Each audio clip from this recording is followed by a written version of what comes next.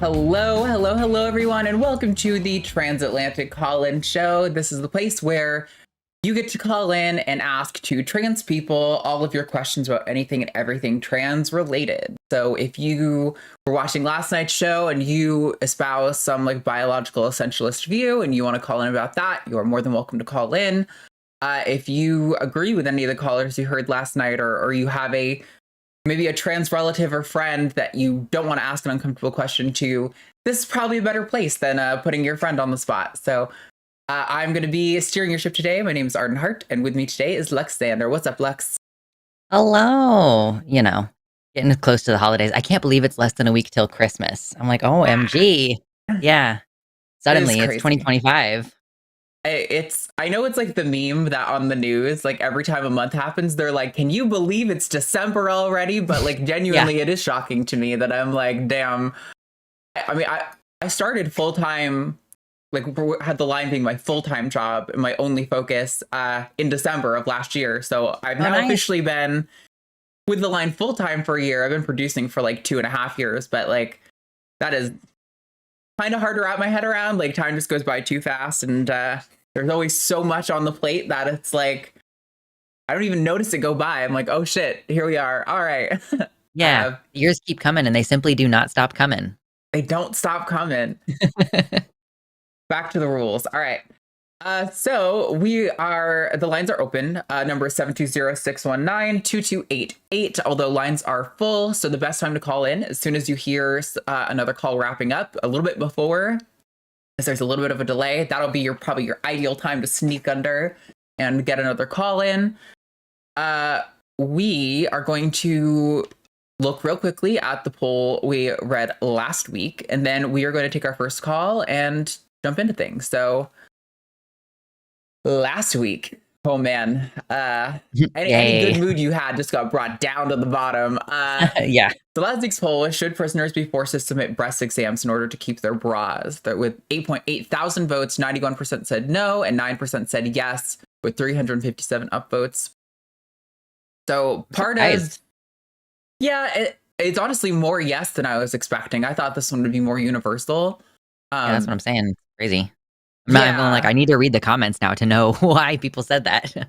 I saw a lot of people complaining that it's funny because the whole point of this poll, right, is to have a general scope to reveal that if you think it differs when this rule applies to trans people, that you have an unfair double standard. That is the entire point of the poll. But a lot of the comments that I saw were people complaining that not having that information would have affected their answer, and that's unfair. And I'm like, this is the entire point, was to show that having these expectations for trans people is unfair and creates a double standard, and often, is dehumanizing for them when they're, the male doctor at the prison is forcing a breast exam on them to determine if their breasts are large enough to need a bra, or in one case, at least one case, there's reports of multiple cases, but I wouldn't call it an epidemic or anything yet, of a trans woman being forced into solitary confinement for refusing to shave her head and cut her hair. I mean, that is Nazi concentration camp tier dehumanization tactics. It's pretty terrifying, and I think this should be raising alarm bells for everyone, but I don't know, Lex, what are your thoughts on all that? Yeah, I mean, we focused the question on this one particular issue because it's so clearly yes, it would, if it was a cis woman, most people would reflexively be like, what the hell are you talking about? But this also had to do with if your breasts are not big enough, you also can't keep your women's underwear. It's pervasively horrendous on so many different levels that they're also no longer providing hormone care except in extreme rare cases, I guess. So people who are already on hormones are not able to receive a continuing prescription when they become incarcerated. So they're increasingly criminalizing trans people for basic things like living, and then they're denying them their hormones, and then also stripping them of their female effects if they don't have big enough boobs, which is just so many aspects of that are incredibly dehumanizing and ring of literally, I know that it's like a Godwin's law, but it's Nazi shit. it's not to be understated. And it's not just trans people, but trans inmates, I feel, are like a sort of discarded Mhm. group. Like, people are generally not super uh, empathetic toward people who are incarcerated. So, yeah, it's like it's an easy group to start with if you have decided that you're going to start doing Nazi shit, basically. So, I guess a Yeah. highly effective tactic since people are not really speaking about this much. I mean, like, that was like, the whole talking point with the Kamala thing that Trump made his whole ad around that, was a big deal. That, like, wow, they're giving money to illegal immigrants in prison to get sex changes. Like, they frame it in this way that is so absurd. But in Mhm. reality, what we're talking about is people who are in the custody of the state receiving the recommended care for an evidence-based recommended care. This is something that we give to all people in the custody of the state, whether they're in the prison system or the adoption system or whatever have you. Like, these are things that humans, Americans have decided like is our system. Like, that's how it should be, that we should be giving this sort of care. But when you frame it as a trans immigrant in prison, all of a sudden it's like two layers of dehumanization on top of already being, like you said, the dehumanization of incarcerated people in general. Mhm. Yeah, so I think this is pretty despicable, and it frightens me, especially considering Project 2025 is flirting with this notion of pornography should be a criminal offense and transgenderism is pornography. Like, where Yeah. is the line going to be? Like, at what point are trans people going to be incarcerated, have our heads shaved, and removed, our feminine clothes just for being trans people publicly? Or maybe, this show, for purveying the ideas of transgenderism or whatever. It's pretty terrifying. And I'm not catastrophizing. I don't think it's going to go there. Or if it does, I don't think it's going to go there immediately. Um, but I definitely don't rule it out. I think I'm not going to put anything past this administration. This is one of the most powerful Republican administrations to ever exist. It's pretty scary looking down the barrel of it. But anyway, if you miss out on this poll, you have an opportunity to get onto this week's poll, which we're going to read, and then we'll get into details later, which is, should kid shows be allowed to include queer and trans characters? So there is a poll in chat now. If you want to get involved in that, go respond to that, or you can go to respond on our community tab to this poll. But Lux, if you're ready, why don't we take our first caller? Yeah, let's go. Right on. Let's see. I guess we can take them in order they've come in. There's a few that are interesting in here that are maybe a little spicy we'll get to. But first, we're going to talk to Giddy in Utah. Wants advice on upcoming Christmas family get-togethers and who will attempt to indoctrinate transphobic views or push anti-trans propaganda. So, Giddy, you are live. Talk to us about what's going on. Hi. So, yes, I have a family member who is planning on gifting a transphobic Matt Walsh children's book, quote unquote, to another family member for Christmas. And like such experiences are unfortunately common among trans folk to my understanding, but this is new to me. So I have questions on if I should meet this issue with a counter children's book, or if I should just keep the peace, or if I should focus on the parents, my transphobic family member. And I just want to get your opinions on dealing with family members and how to navigate that, because it is new for me. Thank you. Yeah, you want to start? Yeah, I mean, I think the easiest thing to do is to get a book that is a children's book that presents trans people or queer people. Like, I'm not familiar with the Matt Walsh book. I'm assuming that it is something specifically trans, like What is a Woman oriented, something like that. Yes, but about a walrus. Okay, sure. Yeah, so I mean, the easiest thing to do is to just be like, well, for the sake of being fair and balanced, TMCR, I am going to present this other book. That is going to be stirring the pot. To be clear, though, that is not like a non-confrontational way to approach the situation. So, but I mean, I personally feel that bringing a Matt Walsh book into the house is a confrontational thing to do. So if you respond to that with some level of confrontation, then I mean, I think that a lot of transphobes will do this whole like, how could you possibly do this to me? And it's like, you were being rude to start with. So if someone is like being politely transphobic and you cuss at them, they're like, oh my God, I can't believe you would escalate. It's like, no. You started it. I'm responding proportionately. But that you have to be willing to engage in a confrontational moment and like be potentially willing to field the conversation that's going to happen as a result.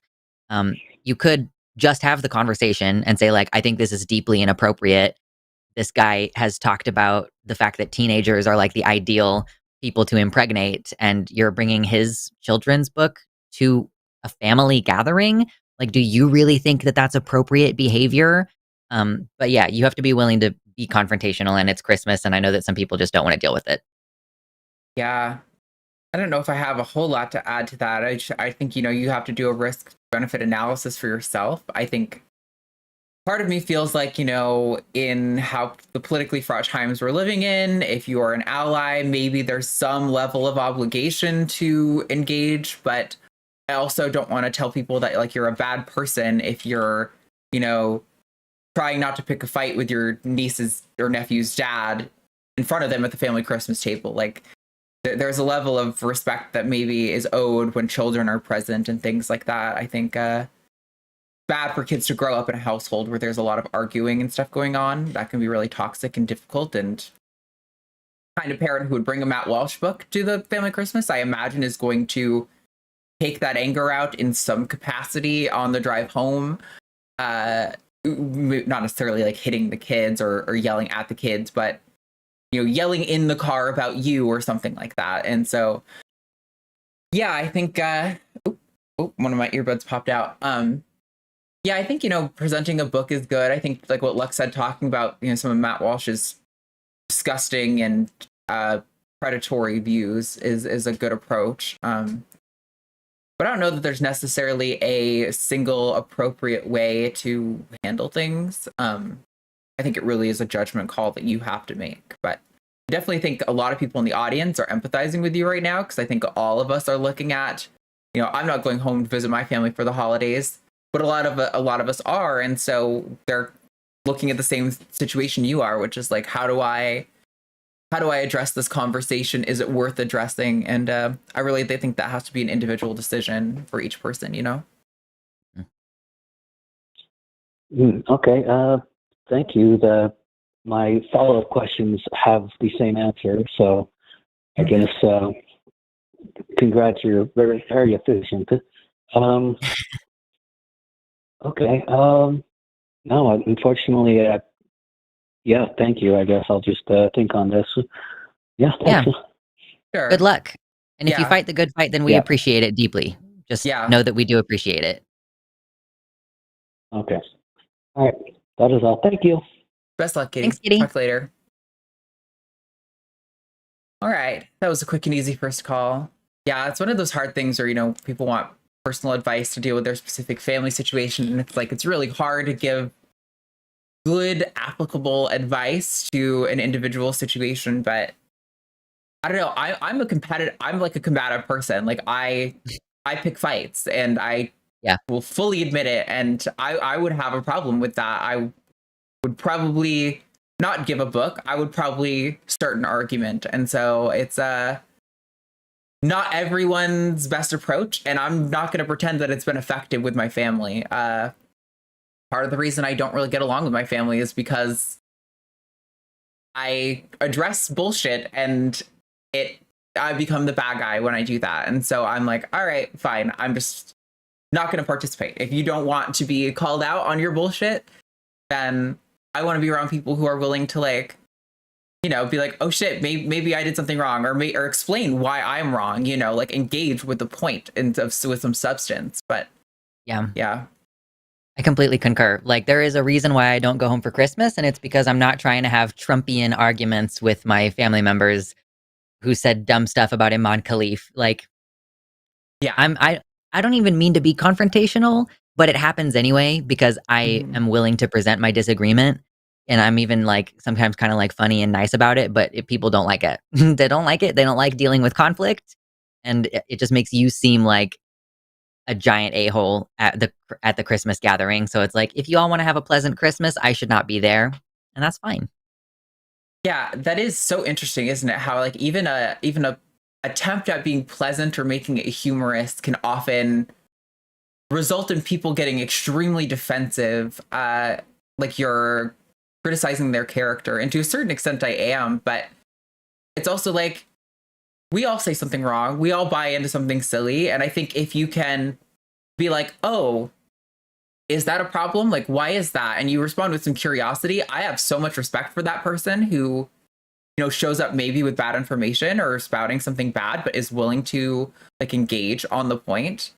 Also, sorry, somebody who called in last night who's a dishonest person who doesn't actually engage. This is not your fault, Jess. You didn't know, I didn't tell you, but Yash is not welcome on the show. Bye, Yash. Go away. Free up that line for someone who actually wants a real conversation. Cool. Good catch. Yeah. But yeah, let's take who's next. We have Mateus in Brazil. He, they, any pronouns. Says, my dislike of men makes me reject male identity. I don't consider myself a man, but I don't have any desire to transition. That sounds like a really interesting experience. So, Mateus, you are live on the line with Arden Luxander. Tell us what's going on. Hello. Hello. Can you hear me? Yep, we gotcha. Oh, thanks. Just one question. Luxander, you consider yourself non-binary, right? Yes, that's correct. So, because I'm for a couple of years now, I also consider myself non-binary. I never been comfortable with the male identity, with masculinity itself, and more recently, I kind of loathe masculinity. I see traces of toxic masculinity, even in good men, quote unquote, in workplace, university, etc. So I kind of reject the label male, but I don't have any desire to transition, and so last night. Arden talked about non-binary people who don't consider themselves trans, in part because some kind of stolen valor, and I felt called out because it's almost dead. I don't think I'm trans enough to consider myself trans. So I actually don't know why I'm calling. I just want to talk about and see what Sure. your thoughts. Yeah. I mean, yeah, I think it's interesting because I think that for a lot of trans people, and I mean, non-binary people, I'm including in that kind of broad category. A lot of us deal with like the first thing that we notice about our gender incongruity is not fitting in with the stereotypes. Like when we're young, especially, we're like, well, men are big and strong and play sports, and I don't like sports. I like to stay inside and like play house with my kitchen set that my mom bought me. And so like that's kind of our first understanding, because to a child we kind of present gender as being basically just the gender roles. And like, yeah, either you want to hang out in the kitchen with your mom or you want to hang out in the workshop with your dad, and all of his tools and stuff. So yeah, it makes sense to me that like it kind of starts there, and that we kind of come to understand our gender by looking at what is around us and then looking within ourselves and kind of determining where we fit within that. And like for me, I was assigned female at birth, and I was kind of okay with being a girl, but then the time came in my life where I was starting to understand that there was like an expectation that I was going to become a woman, and I hated that, and it really upset me a lot. And so I tried like, okay, what if I present as a boy and kind of try to inhabit that? And that also didn't really feel authentic to me. I don't relate with men. I don't relate with women. I mean, I relate with women in certain ways because of like some of the things that I have in common with them, like biologically and politically, I guess. The gender is political, whether you're a cis woman or a trans person. So there is something in common there. But yeah, and I think that a lot of folks are starting to get on this idea that transitioning is not required for you to just be your authentic self, or that transition looks different to different people. Some people might want to have hormones, but they don't want surgery. Some people want surgery, but not hormones. Some people want to cut their hair or wear nail polish and like not do anything medical. And I kind of like that we're trending in this direction of, people don't care as much what you want to call that, as long as you can just be your authentic self. And Mhm. like, and you're dealing with two different languages too, and like the pronouns and gendered nouns and stuff, and like verb conjugations being masculine or feminine. So yeah, at a certain point, I can kind of understand just being like, yeah, you can call me whatever you want to call me. I don't really need people to see me as being trans, as long as you're happy with yourself, for sure. So, like, whatever makes you comfortable, I'm fully in support of. Yeah. The only thing I want to add, Mateus, before you respond is no, it's okay. I just wanted to jump in really quick. Because you mentioned yesterday we were talking about the stolen valor thing. And just for people to be clear, I was saying specifically that I know people who are non binary who don't consider themselves trans. And an element of why they've reasoned that to me is this sense of stolen valor. But I don't necessarily think that's justified. Like, I think kind of like what Lux is saying, I want you to just be yourself and like feel like I'm happy being me regardless of what label you put on it. And to me, that makes you a trans person. But if you don't claim that label, that's fine. I don't think there is a real stolen valor there. But I know a lot of people kind of reason it that way. Like, I know I'm not a woman, even though I'm AFAB, but I don't want to transition. And so I don't want to call myself trans because trans people go through X, Y, and Z. Like, I understand the reasoning, but I don't necessarily think it's like a real stolen valor. Yeah, I think it's imposter syndrome. Yeah, I agree. Being like, people associate trans with transition, and yeah, there's this sense, and like some people in the trans community are assholes about this. I want to be clear that some people are rude, and so it makes sense to have this kind of anxiety. And if a non-transitioning trans person is trying to explain medical transition to me, girl, bye. I'm sorry, but you don't know what you're talking about.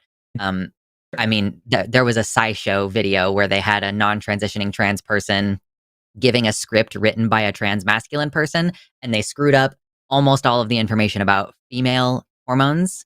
Like, I'm big mad about it. So, like, I understand to some degree feeling like you don't want non-transitioning people to insert themselves in a conversation about issues that trans people experience when they're going through medical transition or whatever. But my definition of trans is a person who has a gender identity different than the one that they were assigned.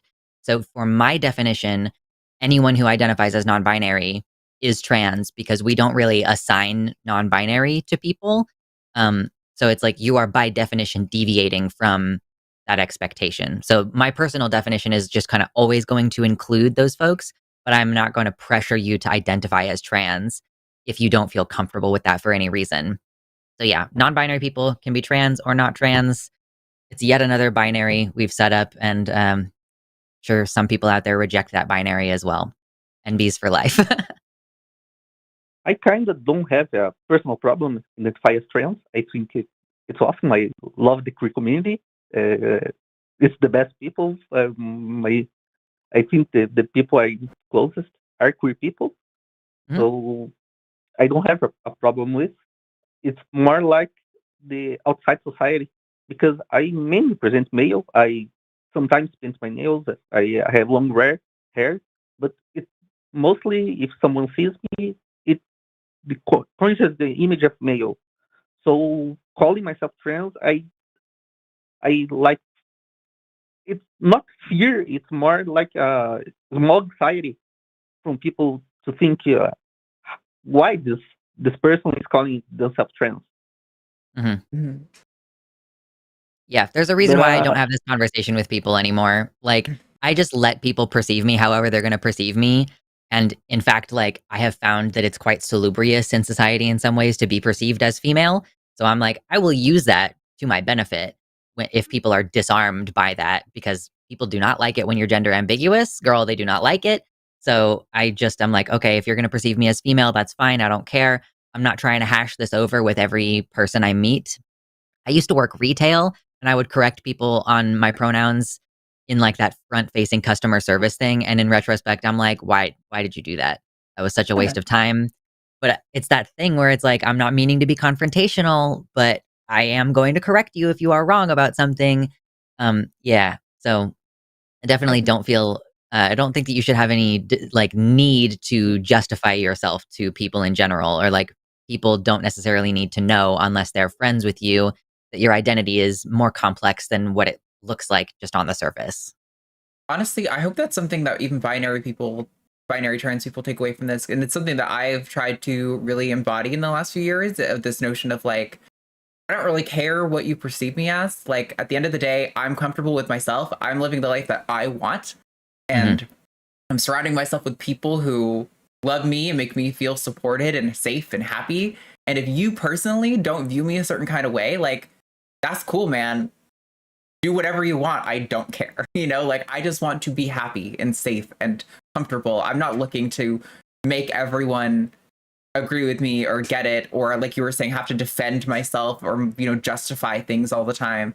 And I think that is a piece of wisdom that seems like it comes more easily to non-binary people I've known in my life, who often espouse the same kind of thing, or it came from like I just want to be me. Like, you know, I'm not trying to like have to navigate your paradigm of what I ought to be. And I really appreciate that. Yeah. I think it is like easier when you don't have a thing that you're transitioning to some extent, to just be like, well, whatever. It's like, there's no goal for me to reach anyway. Like, I understand that anxiety binary people have, where it's like, there is a specific set of ideas around the gender that you are trying to embody. Yeah. But anyway, Mateus, go ahead. I wanted to give you an opportunity. I'm quite comfortable with my family and the outside society in general to be myself. Like, last time I saw my mom, I was with my nails painted pink in half in purpose, just to see her reaction, and she didn't like, but I kind of don't care. I don't care to explain. I just say because I want to paint my nails. That's it. But I think my fear is the backlash from the queer community, that something that I want to be part, but I don't know if I don't know how I'll be perceived. Well, I'm going to wave the wand right now, Mateus. I grant you access and membership into the queer community. You are definitely a part of it, even if you don't necessarily. Yeah, there you go. Luxon's got a proper wand. You're a part of the queer community. In my mind, you're queer if you are not cis and you're not straight, or some combination therein. I think that automatically makes you a part of the queer community. So you're in. You did it. Thank you, Alexander. You're both awesome. Well, thanks for calling, Mateus. I appreciate it. Call us back if you want to talk about anything else related to this. Okay, thanks. Bye-bye. Bye. All right, all feel good calls so far. I see a few that could be, or at least one that could be spicy. We'll see. But before we get to that, we're going to look at, I don't know why I put the banner up when I'm going over here to the polls. I'm going to talk about this week's poll. So this week's poll was, should kids be allowed to, it should be included. Wow, I'm realizing the grammatical problem way too late. It's all right. You guys knew what the fuck it meant. So this kind of comes from the Pixar show. I mean, Lux, why don't you talk about it? Because I'm not sure that I know as much about it. So yeah. Yeah, I covered it on my thing last night and discovered that Disney will block your video globally if you include the animation that was at the heart of this discussion. So it's some show on Disney Plus that's supposed to come out in like February, and there was a trans character. I believe even she was voiced by a trans woman, and they had a bit in there that was going to kind of discuss that particular issue. This show takes on the perspective of different characters.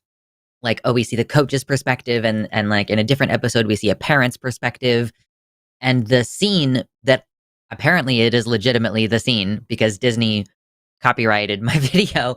But it was a scene where a character is looking anxiously at the two bathrooms and trying to decide which one they're going to go in.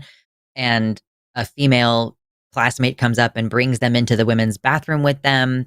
And then they start to feel really anxious about themselves in there. Like they, in the mirror, they start to see like all of these Picasso-like changes happening to their body as they feel like they're too masculine to be in there. And then, they leave and the coach sits down and is like, oh, I don't know what's going on, but I know that, like, I hope that you know that we all care about you and I'm here for you if you ever need whatever. Very simple, very relatable thing. I personally think that part of the purpose of children's media is to educate about different types of people. Like, we've done this for a long time. We've done the race allegories. There was the Elementals movie, which is supposed to kind of explore prejudice allegories. And I am personally of the opinion that the more we treat trans and queer people like they are just a normal part of society, that they will, like, kids will be able to accept that. So many kids learn about queer identity by being called a slur at 8 years old on the playground. So would it not help everyone? The bully is also being harmed by the fact that they're a bully, and the kid being bullied is being harmed, and the culture is being harmed. So should we not like demonstrate that these behaviors are considered normal from a very young age? And I know some people are going to be like, well, maybe I would be okay with it if the kids are 12, but I would not be okay with it if the kids were 5. And it's like, please ask yourself why you think that being queer is not appropriate for children, So anyway, I don't want to go on too long about it, but that's kind of the broad strokes of why we're asking this. Yeah. No, I think so that sounds like a beautiful story, honestly, and like super relatable. I think, people talk about like trans people invading restrooms, and I think that's so much more accurate to what the trans experience is like, where it's like, I know I'm a woman, right? And I should be able to use this restroom, but I can see all the ways in which I'm masculine, and I feel like I could be making someone uncomfortable, and does that make me a bad person? And like, there's all these anxieties that get wrapped up in especially early transition experience. And it's so sad because it's like you're saying, like there's nothing sexual about being queer, and all trans people were trans kids once. I was a kid and I was still trans when I was a kid, even though I couldn't articulate to you why I felt the way I felt. But there were lots of ways that it popped up into my life. And I think you're absolutely right that it would be so accessible for kids and so normalizing. And I think it is such a display of monumental cowardice on the part of Pixar to remove this because they're afraid of right-wing backlash. They're afraid of potentially like legislative backlash from Donald Trump or something. Like, this is precisely the time to do something like this. Like, I think in like the early 2000s, when we had a Republican government that was very anti-gay, there was a lot of anti-gay talking points. Like, there was a lot of pro-gay media that helped normalize our place in society. And that's really like the kind of stuff that's going to reach people, are these stories and this art. And it is really sad to me that they would cave to fascism when they're like one of the most powerful media entities to ever exist on the planet. Like, you could really get away with it, but you're choosing not to. And that is what's so despicable to me. I do think it would be hilarious if Trump were to pursue Disney for their monopoly on the media. I do think that would be very funny. But yeah, they're a giant corporation. They should be able to fight this back. This is the complying in advance that we warn people against doing. Yeah. Like, you shouldn't, you shouldn't comply preemptively. You shouldn't be like, well, maybe I'll start wiping all of the mentions of queer people just in case something bad happens. Like, no, make them sue you or sue them when they make it illegal. Like, you have the money. This is part of why I'm not super worried about the future of Takis on the line, is because if they try to say like, okay, YouTube as a corporation, you can't have any trans people on your platform, YouTube is going to be like, I have some money and a few lawyers, and we're gonna have a discussion, a protracted discussion about the legality of this. So yeah, obviously I think that this is crude BS and that children deserve to be seen and to learn about people who are unlike themselves. So I think it's also shocking that our audience, 92% said yes, much like the other poll, 7% said no. I have to assume that some portion of that is like accidental clicks. I know it's easy to do with the polls when they pop down because, like, yeah, the question isn't even. So I specifically modified this question to not be like a moral ought kind of thing. I specifically tried to phrase it to be, should they be allowed? Like, should this be even a thing that is acceptable in general? And 7% said no in this audience. That is shocking to me. And I, especially coming from, I'm assuming the people who said no would consider themselves conservative, Republican, or centrist. And they're the types that generally label themselves as pro-free speech. But they're just demonstrating that they don't care about free speech. They care about free their ideas only. Anyway, yep. That is the poll. If you want to get voting on that, you can go to the community tab over on the line, vote in the poll, and then make your way back here. But we have more callers to get to, so we are going to do that right now. First, everybody has to hit the like button. Do it now. And, make sure you've hit the bell if you want notifications for when we go live. Also a good idea. We will read your $5 or more super chats at the end. And are we doing competition today? We're doing it? Absolutely. So you can vote. Oh, yeah, with your $5 or more super chats, vote hashtag Team Lux or hashtag Team Arden. The loser has to do a silly thing at the end of the show. We'll put up a poll for that later. Yeah, I'll get those in the poll later. So we have a bunch of callers. I think I would like to maybe talk to Brandon, him in LA. How do you feel about that? Sure. All right. Brandon, him in LA wants to know, is, quote, transgenderism a choice or is it a feeling?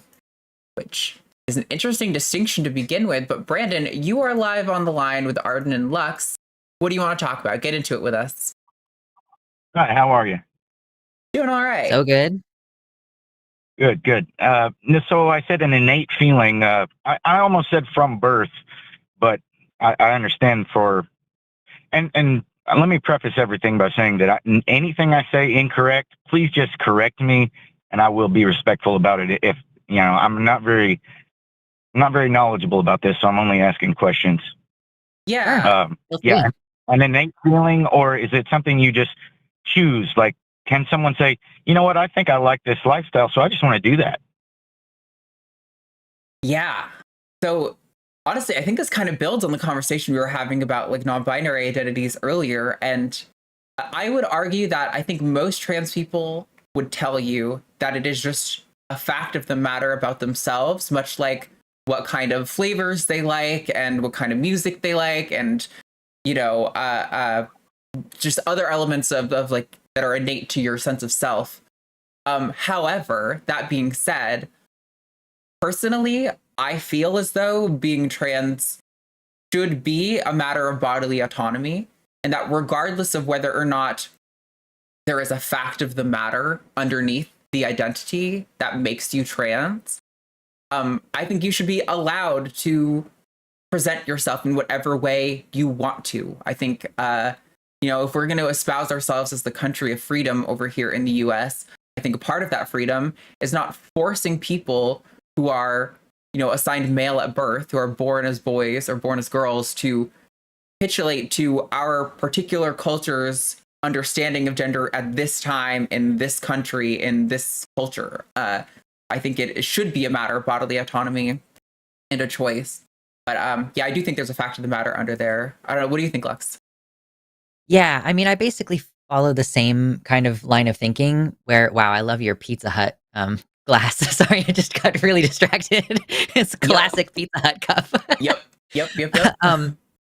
But yeah, like it seems that the evidence indicates that there is something about the brain that causes people to feel this way. So it is a thing that like you feel you want to pursue. So in that sense, yeah, it's just like part of how your brain works. But yeah, like could people choose to be trans without this feeling? Like, and this is part of when people make a distinction between gender dysphoria, which is discomfort, versus gender euphoria, which is like a feeling of comfort and safety in like recognizing that you are trans or whatever. Or like if a cis man, has been working out and he's big and buff and he's like, I love being a big buff man. Like that is also gender euphoria. So, yeah, we're all kind of seeking pleasure. Like that's kind of what human beings do. And if we make being trans like not something that people stigmatize, if being trans is not something that people will harm you over, it could be something that people just choose to do because they have a whim, I guess. And so we're at this point, we're like drawing a distinction between like an earnest, deep pain versus like the whim of just making the choice. And like, is there really a big distinction between those things? If you even have the desire to inhabit a different gender role, could we consider that basically the same as having some innate thing about your brain that makes you inherently trans or something? Like, I don't know. Like, yeah, I would love to live in a world where people could just arbitrarily choose to be trans. I think that would be a good thing. And I completely agree with Arden about the bodily autonomy, that you should have the choice to make informed medical decisions for yourself. Could it be temporary? Yeah, like, is there a lack of value on temporary things? I guess is like a question that I would ask in response to that, because I think people tend to view phases as less valid or like not a good thing somehow. So yeah, I mean, if the whimsy takes you and then you realize later that, oh, the whimsy is taking me back a different direction, like I think that that's Okay. a valuable part of the human experience, I would say. I also think, Okay. like, to build on that, and then I would love to hear more of your thoughts on everything we've said, Brandon. For a lot of people who end up transitioning and then kind of deciding, well, maybe that's not completely right for me, the data seems to represent this, and this is my experience with people I know who have the lived experience of sort of detransitioning and staying detransitioned. They don't typically like go from, and we talked about this a lot on actually the hang up last night. They don't really go from like, I'm a man, I'm taking testosterone and getting a double mastectomy, to darn, I wish I could be a trad wife and pop out 8 kids. Like often those people who detransition and kind of are like, well, maybe being trans isn't completely right for me, end up being like, kind of like what we were talking about earlier, where it's like, I don't know what label you want to put on it. I don't really care. I just want to be myself. And if that means not taking testosterone anymore, if that means, maybe even getting like breast augmentation so that I can have breasts again, like then so be it. But I'm not really trying to fit into per se other people's like model of what I ought to be. Does that make sense? Sure. Yeah, if you got a second, I can expand on it. Yeah, I would love to hear what you think. Sure. So for the most part, I kind of just totally agree with you guys. There are certain points where you drive it back that I do tentatively, again, stop me and educate me if you need to, but when it goes back to children, I do have a stopping point. So as an adult, I agree 100%. People can get their whole body tattooed in black ink and, get their scleras tattooed red. You should have full freedom. Bodily autonomy is what you said. But as it goes to children, sure, if they wanted to dabble and dress up, change their hairstyle, certain things like that. When it goes to hormonal things, I still tend to disagree. At that point, I would stop and say, because you kind of just concreted it now in my head that it could be a phase, where if someone was gay, I would never say you're just going through a phase. I would see that as disrespectful. But now you're kind of making me feel like, well, if it could be a phase, I would not feel as a bigot to tell my child, hey, why don't we wait on this part because you could regret this. And you just tell me whether or not I'm on the wrong track. Yeah, so I think the thing I would get into with this conversation is that when it comes to giving minors access to gender affirming care, the first things that we do are, like you said, playing dress up, essentially. Like you can cut your hair, change your name, wear what clothes you want, whatever's going to make you comfortable. When it comes to accessing like puberty blockers, for example, we have pretty strict guidelines. And mind you, these puberty blockers are available to cis kids for purely social reasons. And that is uncontroversial. Like if a young girl is developing really early compared to her peers and that's making her uncomfortable, like that is an option that is medically available to her for purely social reasons, to like delay puberty to match her peers. It's not like I'm going to have health concerns if I don't all the time, although that is one incidence of that. Sure. But with puberty blockers, there's pretty strict guidelines. Like you can't take puberty blockers for longer than 2 years without either then introducing exogenous hormones, which are, like hormone replacement therapy, or resuming your endogenous puberty, like your natural puberty. Because after that period of 2 years is where we start to see bone density issues and brain development slowing kind of things. And we're well aware of these risks, and it's already incorporated into the treatment model for both trans and cis kids. However, we have pretty good diagnostic abilities in this realm. The majority of kids who go on to get puberty blockers do go on to transition. And when they're followed up at as long as 8 years, the vast majority, and we're talking better success rate than many other uncontroversial medical treatments, they are not regretting these procedures. And the ones who do quote unquote regret are often, like we said earlier, they're not people who are dang, I wish I could have been a trad wife. That was what I really wanted. They're usually no, I'm still queer and definitely not your standard traditional cis woman, but transition wasn't maybe necessarily what I want long term. So I think it would still be probably, especially if this person is talking to a therapist and a doctor, and between all of them, they're agreeing that this kid is trans and would benefit from accessing gender affirming care, and you're blocking it because you personally think it could be a phase, I would still think that's kind of problematic. I think it's fair for you as a parent to have concerns, right? To be oh, I don't want you to be miserable. But you have to remember that regret and concerns go both ways.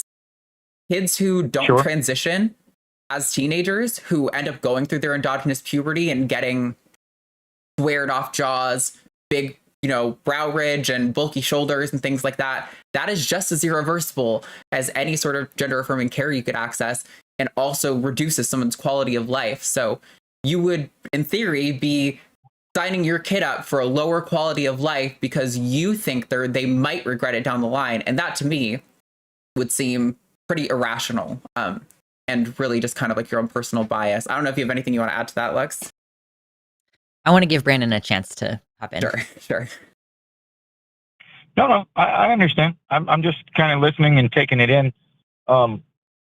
If you could, I did a little research before I jumped on here. It says that approximately 0.6% of the population in the United States is trans or identifies as trans, and approximately 7% identifies as homosexual. I just wanted your opinion, and nothing crazy. Do you agree with those statistics, or are they skewed low or high, or what do you think? On a national level, it's probably pretty accurate. I think you could break down age demographics and you might see some changes. I imagine younger people are probably overrepresented on the queer spectrum, but probably but I've heard as high as 3% for trans people. So probably somewhere in there, I would guess. Okay. And just one more last thing. And again, don't, try not to jump at me crazy, but what do you guys think of, and I'm sorry if guys is incorrect, but what do you guys think of trans species people? I mostly view that as a way that non-binary people describe their personalities or their relation to gender. If we're talking about okay, what is a woman? It's this very popular question that people like Matt Walsh are pushing. It's what really defines a woman? Is it the gametes? Is it the chromosomes? Is it the boobies? What is it? Gender is stored in the boobies. So, I honestly think that the concept of woman, because we can acknowledge that a woman who works on cars and loves sports and is a lesbian is a woman. and also Hey, a woman I'm sorry to who. interrupt. Sorry, go ahead. Interrupt, but I'm going to give you an example because I don't know if this is, maybe you are circling back, but we have a child in a school district a little bit north of me that is suing the school district because she's a cat. She's a feline, and she's not getting a litter box in the bathroom. That's basically what I'm asking. You're in Louisiana? I'm going to look this up. Yeah, look that up because I have seen this come up called, as a topic. It's called, it's Benton, Louisiana. Benton, Benton. Okay. Because basically what I have seen of this, like, this seems to me to be a right-wing psyop, basically, that people are like inventing. I'm not doing that. I assure you, Sure, I am not doing that. Sure. I really. Okay. I trust you, Brandon. I trust you to come at this in good faith. It may be the case that the people who are doing this lawsuit are not doing it for good faith reasons, because they there's this tendency to try to make trans people look ridiculous, and this is an easy way to do it. To be like, well, you know, these kids, and I've been hearing this for over a year now. Like, the first time I heard this was like it was popularized on the Joe Rogan podcast like a year ago. This idea of kids demanding accommodation for their cat identity or whatever. So it seems to me like, broadly speaking, this is a rhetorical means of discrediting trans people. But Arden, have you discovered something you want to hit? So when I first looked this up, nothing from Louisiana comes up except for something from 2 years ago. And the thing that comes up from 2 years ago, I also did Louisiana in quotes to make sure that I'm looking for Louisiana. And what comes up is the first link is superintendent debunks claims of litter boxes in schools. And after that, there are several Facebook posts. There is one from, let's see, city of Monroe, Louisiana, but it says this page doesn't exist. So I'm not seeing actually any real evidence of an actual lawsuit that exists in reality to this effect. Like Lux said, this is such a common rhetorical device that I suspect, like, if this was a lawsuit, I guarantee you, I think you'd probably agree, Brandon, if this is a real lawsuit that was happening, every news article in Louisiana would have written a paper about this. And we would have, it'd be really easy to find, right? Yeah, it should be. It should be. I should have researched it before, but even if not, let's just say I just made it up, which I didn't, but let's just, hypothetically, could you expand? I mean, like, are we assuming that this is a real thing that someone is actually doing? Like, because, like, I mean, trans people have this tendency to not want to make a big deal out of our existences. As we were discussing with the bathroom thing earlier, not only are there not trans people who don't pass, like, storming into the bathroom saying, I demand that you respect me, but we often do this, like, I don't even know if I should use public restrooms. Can I hold it until I get home? Like, most of us are not out here doing that. So I really would hesitate to, I would most thoroughly investigate if I were presented with a claim like the bathroom, like, cat litter thing, because it seems like, it's just a popular rhetorical device to discredit trans people, bringing in this whole concept of transspeciesism, which is also a pretty tired old act. Like, Ricky Gervais, the last Ricky Gervais special I watched, he did this whole I've decided I'm a chimpanzee act, that, you know, is, I think, obviously not comparable, because human sexual dimorphism is pretty easy to overcome with, like, a pill that you take every day, versus, like, speciesism, and, like, the way that we categorize that is over, like, periods of huge chunks of time. And I mean, you know, we can even have an argument that species is an arbitrary social construct, because it kind of is, but it's over such a longer There we scale. go. That's what, okay. I'm sorry. That's what I was trying to get to I was given an example, and I think we got caught up on the lawsuit part and maybe researching it, and a real claim that hasn't been brought to, if you say, like, no one's ever claimed that, so I'm not going to talk about it. I respect that, but I do see people, maybe they're just putting on a show, but I do see people claim that on, Brandon, TikTok videos. Okay. Yeah, see, this is my problem, Brandon, is when people talk about this and they're like, oh, but I do see people, they mean they saw a person on social media. And the problem is social media, one, it's all of the algorithms on every social media platform are designed to make you angry. The most popular emotion that catches social media algorithms is anger, unequivocally across the board. And hold on, I'll let you respond. I just want to finish this point. And often when we're having these discussions about, like, for example, yesterday on the Hang Up, we were talking about Sam Harris, and a lot of the things that he thinks about trans people are clearly only that he has heard through the grapevine about a post on social media and concluded that that is somehow representative of some meaningful statistical portion of the trans population, which, as you already pointed out, is like maybe less than 0.5% of the entire US population. So we're talking about like probably 1 or 2 cases of people who sincerely hold a trans species identity. I think the vast majority are like what Lux was saying.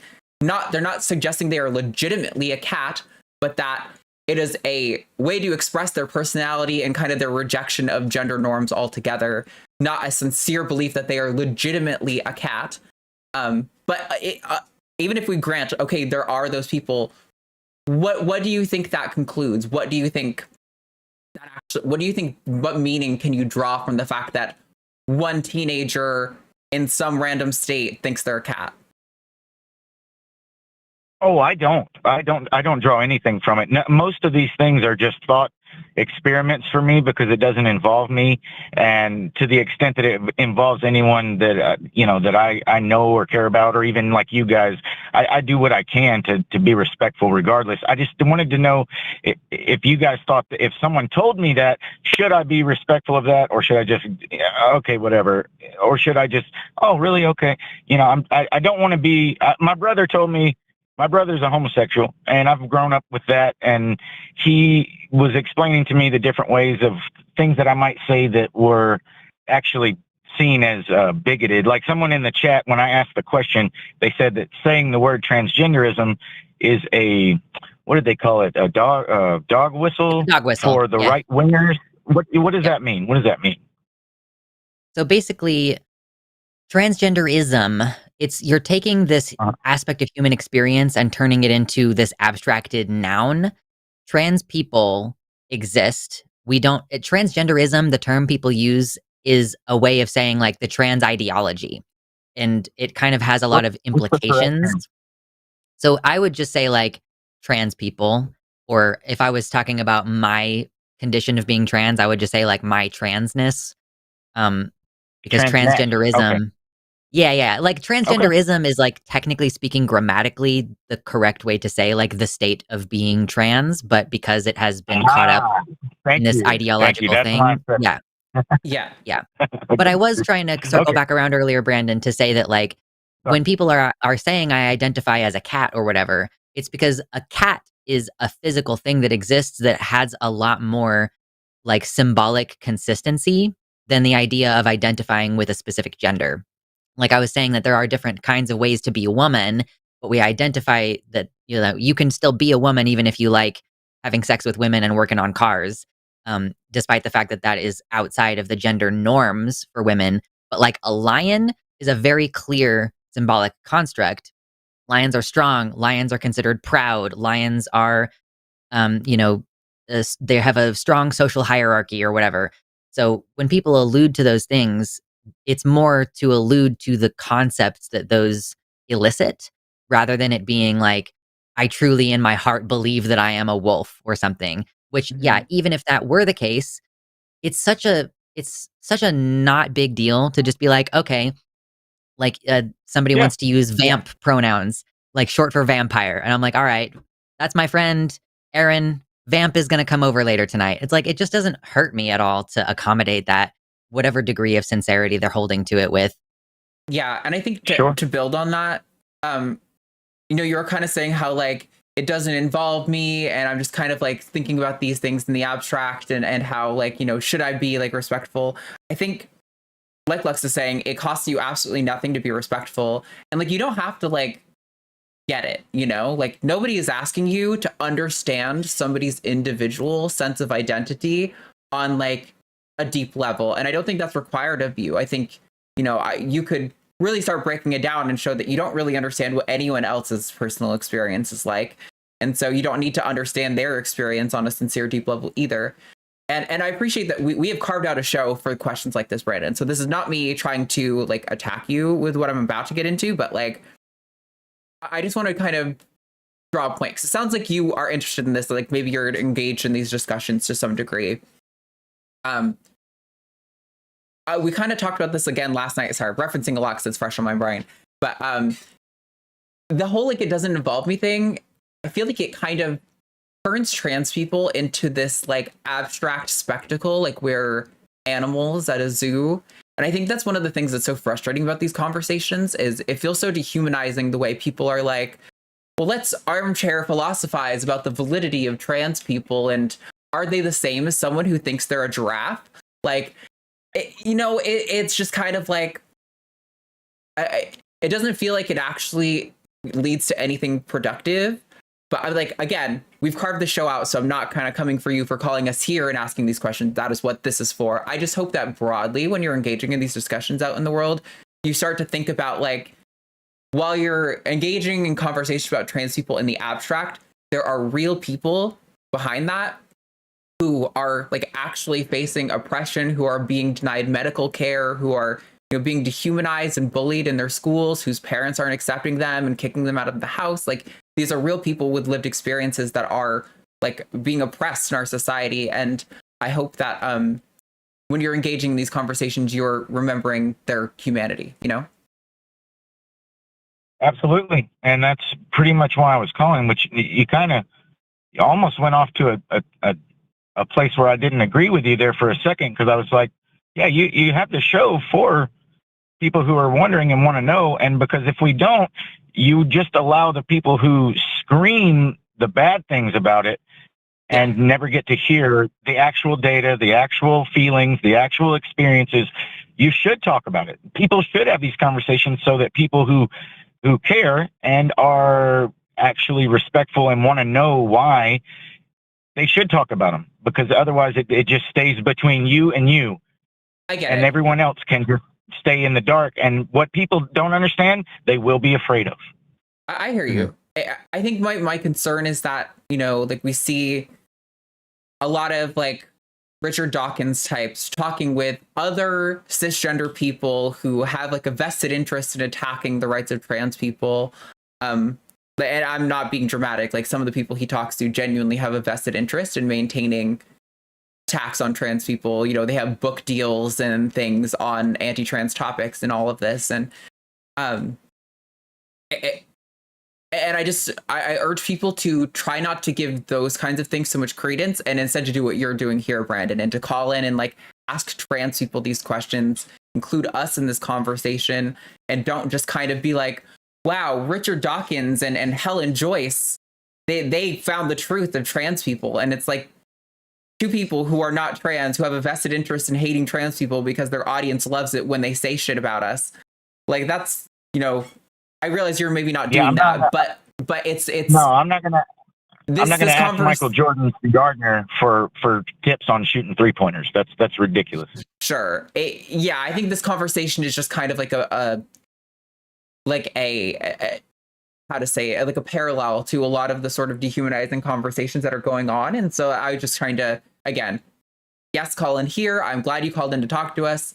I just hope that when you're engaging in these conversations broadly outside of shows like this, that you're remembering our humanity. That was my only kind of thing I was trying to get to you. Absolutely.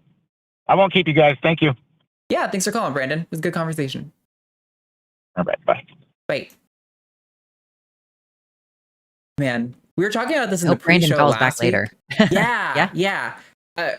We were talking in the pre-show last week with you, Josie, and I about like, there we go. The kind of calls we want to take going forward. And, do we want to take Matthew calls as often? And calls like that are what I want to take. I love talking to Brandons. Like y'all talked to Dean last week. I love talking to Dean.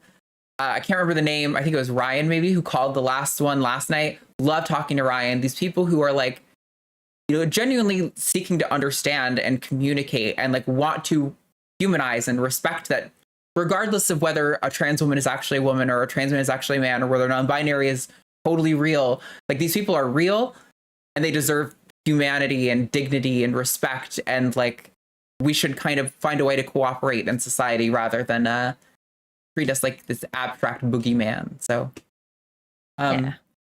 I did close the lines because we still have 5 calls and it is already 3:00. And I know we just talked last week about maybe not trying to make every show 3 hours. So Yeah. I'm sure it'll still take up a good amount of time. let's get working through it, though. I think everyone else seems pretty much on our side. So maybe we can just work in the order that they've come in from here. Let's talk to Don't forget the Ruby. Super chat. Yes. Super chat us. $5 or more. Ruby, she, her, or it's out of Australia, wants to talk about the idea that real lesbians and gay men don't date trans people and how she thinks that it's queer infighting and wants our opinions on why it happened. So, Ruby, why don't you give us some background on this topic? Yeah. So a lot of the time I see cis lesbians or cis gay men, mostly cis lesbians, say that real gay people don't date trans people, and I can't and I don't get how they can hold that opinion when they themselves have faced discrimination. Yeah, I mean, it kind of all comes back to, like, cisgender gay people are not immune from being transphobic. So if and this goes both ways too. People say this about straight people too, like, oh, if you're a real straight man, you would never have sex with a trans woman. And some people say, like, oh, I'm going to make a distinction between pre and post-op trans women. Some people are just like, no. If she's a trans woman, then she's just fundamentally a man, and having sex with her is gay. Like, the whole R traps gay thing comes up. So yeah, I mean, I think it just kind of fundamentally comes at that belief. And I think that marginalized people are not immune because I think that the hierarchical social structure that we have built kind of creates situations where people need someone to be above in a social hierarchy. So it's like, okay, well, maybe I got kicked out of my house for being a gay man, but at least I'm not one of those T words. You know what I mean? Yeah. And I feel it comes a lot from white cis gay people because they come from the most privilege. Would you agree on that? On average, I think for sure. Yeah, for sure. Like white gay people are certainly not immune from white supremacist ideas, which tend to also include a lot of gender hierarchy ideas, for sure. It seems to me like, if you're faced with a type of, like, the more types of oppression you're faced with, the more likely you are to not be a dick to other people. It kind of seems like. Yeah. It's like, I am lucky. I'm agender, and my girlfriend is a trans woman, and it's like, and me and her just can't imagine we can't imagine being like, oh, you're not really gay because X, Y, Z reason. Yeah, it's so strange to me to be like presumptuous about what someone else's true sexuality is. Like it requires like a degree of like mind reading almost, that like, oh, I know what's really in your head, and that's just silly to me. Like it's part of the reason why, like, I think the self-ID view on trans people is so valid, because it's like the only way I'm going to have access to whether or not you're trans is you telling me. I don't have a way to look into your brain to see if your feelings are sincere. So I'm just going to, take your word at it. But when you reject that, it requires you to be like, no, I know what's really in your head, and it's not what you say it is. Like, it's so silly. You don't do that for almost anything else, Yosh from last night could read mine, so... Yeah, that was why I dropped him today. I was like, I don't need the fucking mind reader guy. Yeah. Yeah. Yeah, I just don't get it. It's like, I quote unquote real lesbians or real gay men wouldn't be commenting on this. Yeah. And I use real in quotes. Sure. I would caution against even using that back at them. I think, it's frustrating. Even in my, you don't have to have sex with or have a relationship with anyone at any time for any reason. Even if I think it's a bad reason, even if I think it's a bigoted reason, you're allowed to not be with somebody for whatever reason makes you comfortable. That's just bodily autonomy, right?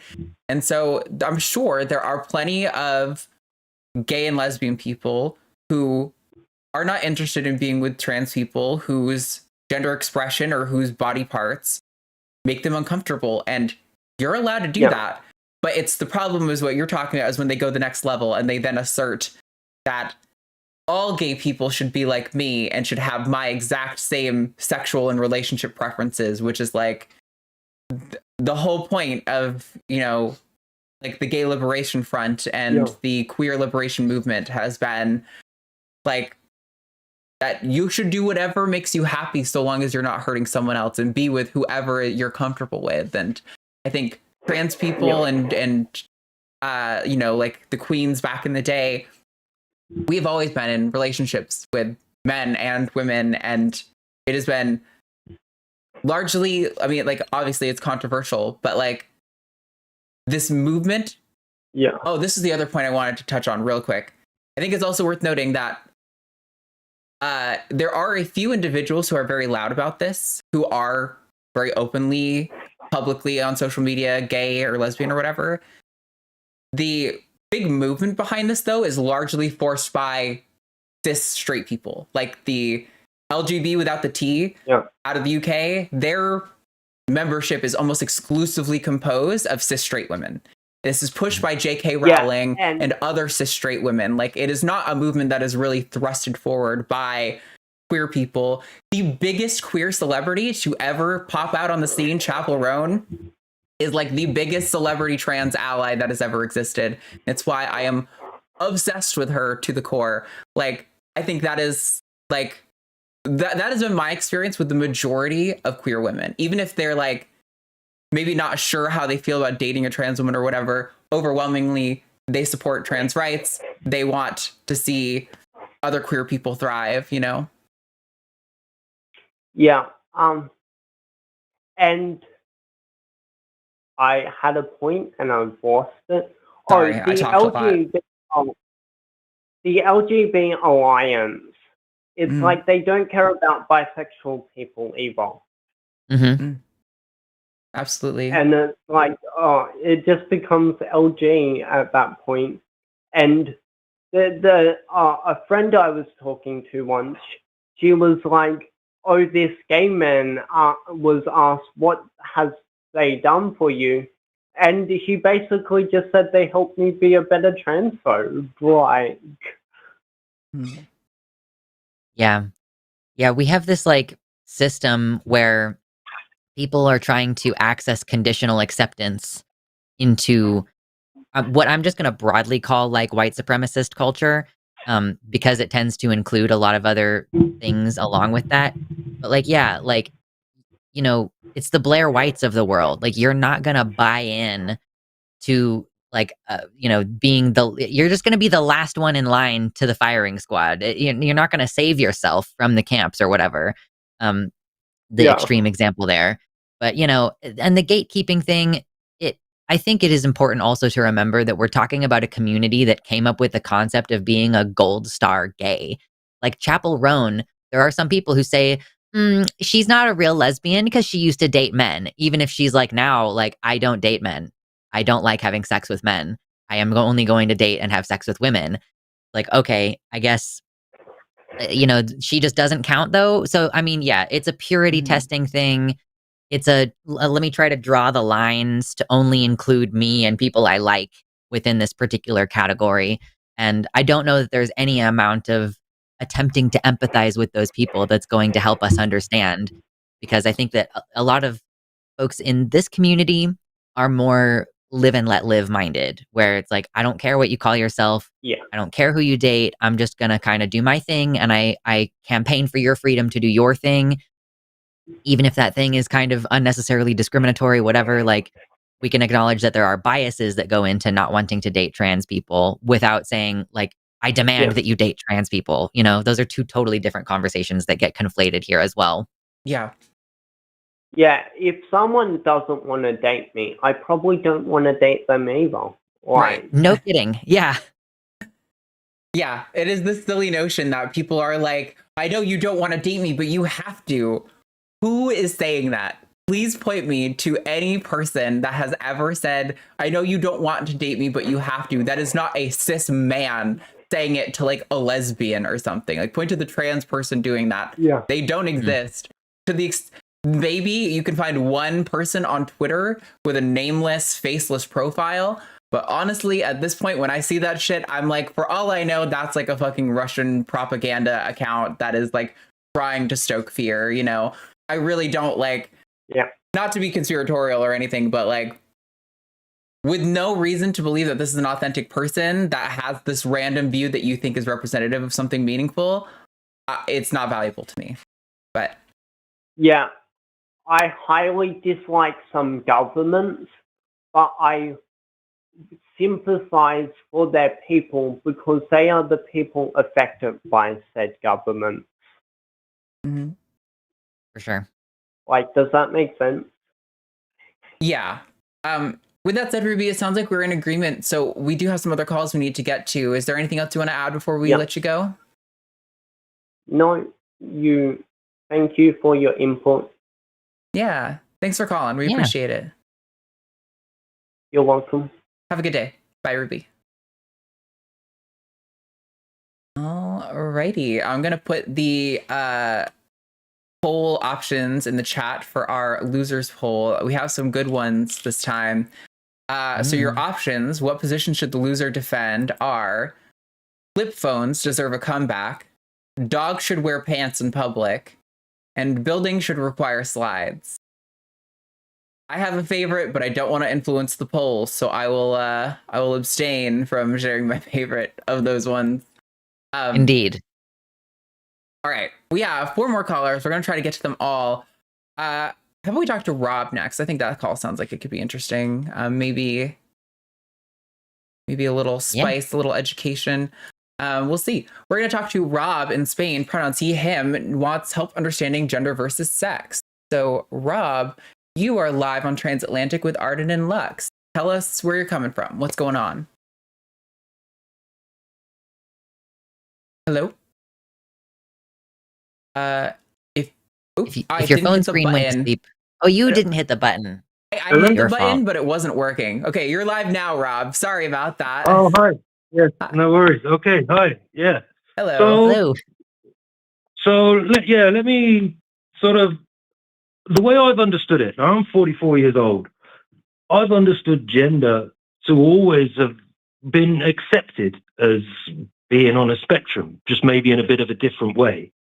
You know, when I was a kid, you weren't a real man unless you could learn to chop wood and, you know, watch sports and be this way, be that way. Now, I'm not saying that trans people or non-binary people can't like sports and chop wood, but there was always a stereotypical spectrum of your stereotypical manly man, and then going through to sort of more effeminate men, and then going through to you know, what they used to call, when I was a kid, a tomboy would be a woman who didn't follow the gender norm, the expectation of a woman, but liked sports and liked manly things, to the more effeminate women who love their makeup and things like that.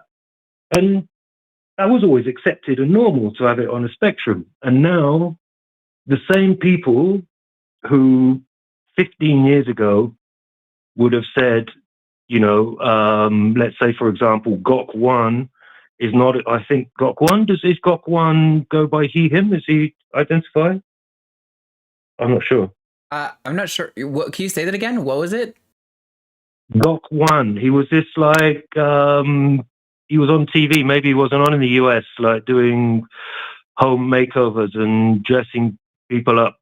Oh. But anyway, some sort of like effeminate man Yes, I If you see. I put looked him it up. next to, if you put him next to like Joe Rogan and ask any of these like stereotypical transphobes now, who is more manly, who is more of a man, they would always say, you know, oh, Joe Rogan's much more of a man than Gok-Wan. And isn't that sort of part of a gender spectrum? I mean, am I just getting it completely wrong? Well, I think it's a little complicated. Part of the issue is that gender is a word that has multiple definitions. And so it often gets used, and I don't just mean like social versus it used to refer to sex. I think it even still today has more definitions than that. And so I think it gets conflated in a lot of ways. Often when trans people are referring to gender, we're referring to gender identity, which I would say is like a durable psychological construct that is, you know, how a person relates their biological sex to like their social place in society and that sort of thing. But gender also can refer to what you're talking about, where it's like kind of the degrees of expression that individuals have within a given society. So, like for me personally, I would say someone like Gok-Wan is still a man, but that he's just expressing his gender in a way that is not the same as Joe Rogan's, and that's totally cool. Oh, absolutely. I agree. Sorry. Yeah, I agree 100%.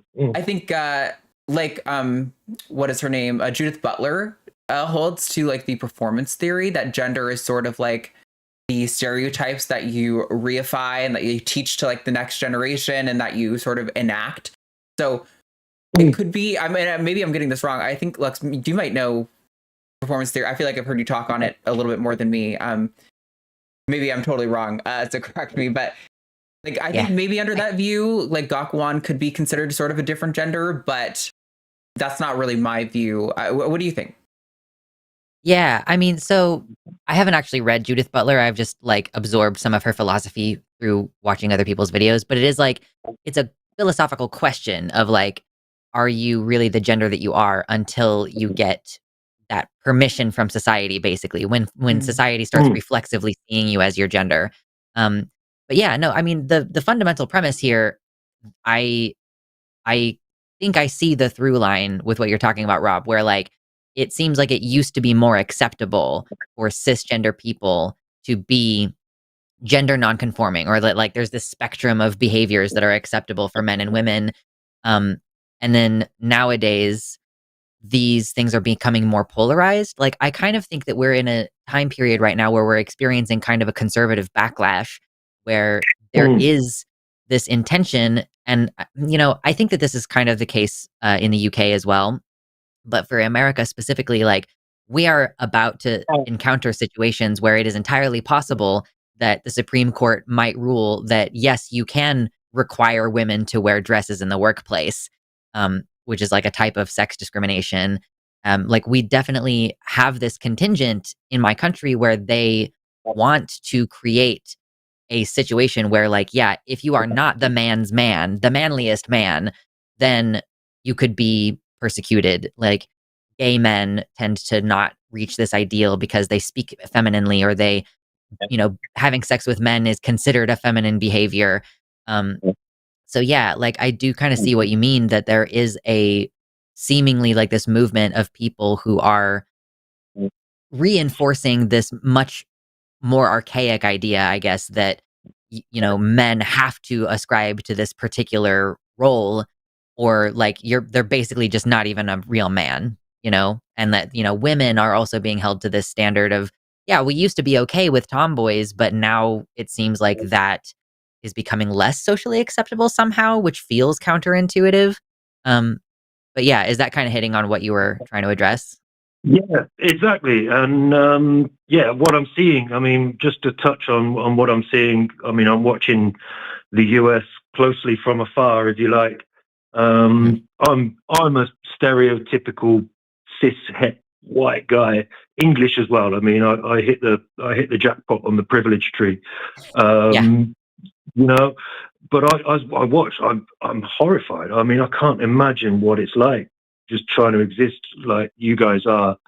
So I do, you know, I do feel, and I do try to, you know, just by going on social media or whatever and telling people they're arseholes, I guess, is the extent of my fight. Here in Spain, actually, is very accepted. Is very liberal and open. People, I've got a trans friend, and it's a lot more open and okay here. Nobody's screaming about bathrooms or anything. So I can only watch in horror. But yeah, I mean, you ask, the way I see it is, if you'd have asked these people 10, 15 years ago, their opinions would have been totally different. And there just seems to have been, the way I've always seen, like gender. Yeah, I suppose what I'm confusing is the term gender with the term gender role, I suppose, with what would be typical of a man and typical of a woman, I guess. But Yeah. no, that's really good information. Thanks. I think there's a lot of overlap between those terms too. Like I think, it is almost a circle. There is maybe some distinction that can be useful in certain circumstances, but I think it's totally fair to like use them that way. I don't think anyone's going to be confused when you start using them that way of knowing what you mean, if that makes sense. But just to kind of like hone in on maybe where the discrepancy is. Yeah, I think, yep, I co-sign all of that. Okay. It's good to know that there's at least one country in the world that isn't absolutely insane. I'll have to tell people about Spain being a decent place to check out on the menu of global countries. There is a far right rising party, but they seem to be kept in check mostly for now.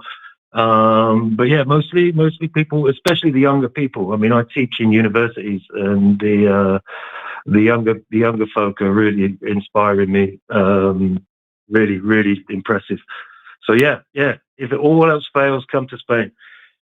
Yeah, that's thanks, awesome. Rob. I appreciate it. Yeah, thanks for calling in. Hopefully we were able to help. Call in again if you have any other questions. Yeah, absolutely. Thanks for your time. Yeah. Bye. Thanks. I think also, well, it is scary, and I do see what Rob's talking about. It's one of those things where, like, I'm seeing it on social media for sure, and I don't want to say that like social media is completely not real life, because those people really exist and they are appearing more frequently in real life.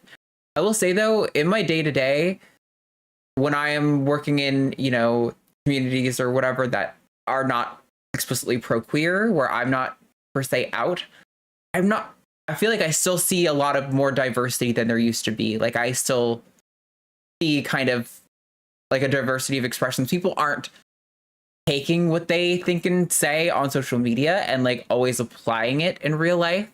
And I know several people who talk big game in real life and online, and in real life are completely not like that at all. One particular guy who likes to do some debates for atheism and is like a contrarian. He's done some anti-trans debates. And recently got called out for having some creepy relationship takes. Very creepy. Why do they always have both of those things going on? Right. Anyway. Right. In real life. Why are they always... I don't know. Anyway, go ahead. I was just going to... Yeah. You go. I was just like, why are they all always mildly pedophilic? Like, yeah. You know what I mean? Like, why? Exactly. And I've met this guy in real life, and in real life, he's a total like shy, pushover, like quiet guy, but he loves to talk big game and like puff his chest online. And I think you have to kind of remember online that like even if you're not anonymous, that wall gives people a lot of confidence that is unwarranted. Yeah. People say things online that they would not say to your face because they understand that there are consequences sometimes to talking shit to someone's face, it turns out. Yes. Okay, so we have 3 more callers left. We're going to talk next to Amanda in New York. Pronouns are she, her. This is a call back. Amanda recently called looking for insight depicting a trans character in a book. So, does the button work? There we go. Amanda, you're live on the line with Arden and Lux. What's going on? Hello. Thanks for taking my call. Yeah. I'm currently working on my second book. I already finished and published the first one. Oh, wow. And, nice. I wanted to you guys' take on what I wanted to do with the trans character. Sure. Now, Yeah.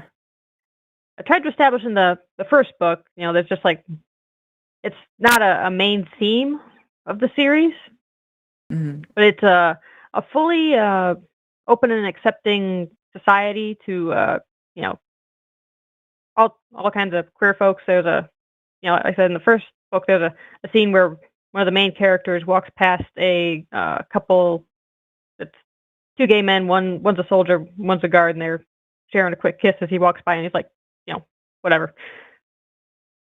So, but the trans character I wanted to ask you about is in, book 2 here. And it's a fantasy book with, magic and dragons and such like, so. Cool. Yeah. So what like specific advice were you looking for? So knowing that, I'm just about to start writing the scenes where I first introduce this trans character, and I was wondering, given the societal nature where they're all, chill about everything, when I first introduce her, she's a maid of the princess. Should I just go total and not reveal that she is trans until I get to the end scene later where it's relevant, and just, totally have the, in the princess's thought, totally treat her as her in every single way and not even mention the fact that the maid is in fact trans until we did the whole transformation scene? Would that fit in, do you think? I mean, it's really interesting because you can take it different ways. Like, I played a video game once where I was playing it specifically because I could set myself as a gender neutral character. And I was going through the romance options with one character. And when that romance arc culminated, she revealed that she is trans. And I was like, oh shit. Like, oh, that was really cool.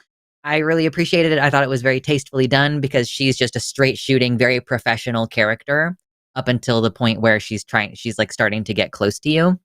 So I was like, yes, girl, that was really good. You can like drop things in the descriptions that can lead people to like think maybe this character is trans. Like, just descriptions of like how the person looks or whatever. Like, but I think that there's like a value to just playing it straight, like that this character, like, you wouldn't really know. But then, you also kind of run the risk of people being like, oh, well, you just made that change at the last minute. You didn't even lay the groundwork for this character suddenly being trans. Like, it's literature and people are going to have dramatically different opinions. But yeah, I mean, I think you could really play it either way, as long as like whichever way you end up going, having it be not like weird. And by that, I mean, like how J.K. Rowling writes cross-dressing characters. She'll be like, well, they're giant man hands, like, we don't need to go that far. We don't need to be like, 5 o'clock shadow. Like, those kind of things that people cling to as like really stereotypical non-passing trans women stuff. But if you describe your character as being tall and having like strong shoulders or something, like, I think that you could take that as like, okay, that's evidence that this character is trans, but it's not making it into a big deal. Just like, oh yeah, it's a muscular woman, and later when it's like, oh, by the way, she's trans, it's like, oh, okay, cool, yeah, that makes sense. But I'm sure someone's going to criticize you no matter what you do, so just kind of pick whichever way feels best. Yeah, no, I So you completely. think maybe, Or sorry, go ahead, Amanda. so you think maybe a couple subtle hints that people may or may not pick up on when I first introduce her? Yeah, I mean, just describe her like a woman who happens to have features that you could associate with being trans, I suppose. Or like you could just leave it off completely if it feels clunky and if it doesn't fit into your writing style, like however much you describe other characters. Like how far are you going into describing how tall or fat or muscular other characters are? So let's not single out this one character and describe her in a way that you don't describe other characters. If it's a really big focus for you that you comment on the color of characters' eyes or whether they part their hair on the left or the right. Conspiracy, villains always have their hair parted on the left. Yeah, so it's just like make it fit in with the rest of your writing style, basically. Yeah. All right. I think Did you want to jump in? Yeah. I don't really have a whole lot to add to that. I think you're completely right, Lex, that probably no matter what you do, someone's going to give you grief for it. Like there will be some group of Twitter accounts who are going to talk about how problematic you are or whatever. I think that being said, you're coming in here, you're calling trans people with the intention of like trying to sort this out. So hopefully that's no sweat off your back if anything like that happens. I think there's values in a lot both approaches. Like kind of the first one you were talking about where, you know, you give no hints and you just drop it at the end. The value I see in that is much like my approach of where like I will often, I'm not stealth, but I won't come out to a lot of people. I'm not very outward about my transness in certain communities because I want people to get to know me and to like me. So when they do find out I'm trans, because I'm not hiding it, if it comes up, it causes them to be like, oh shit, I know a trans person, I already like her.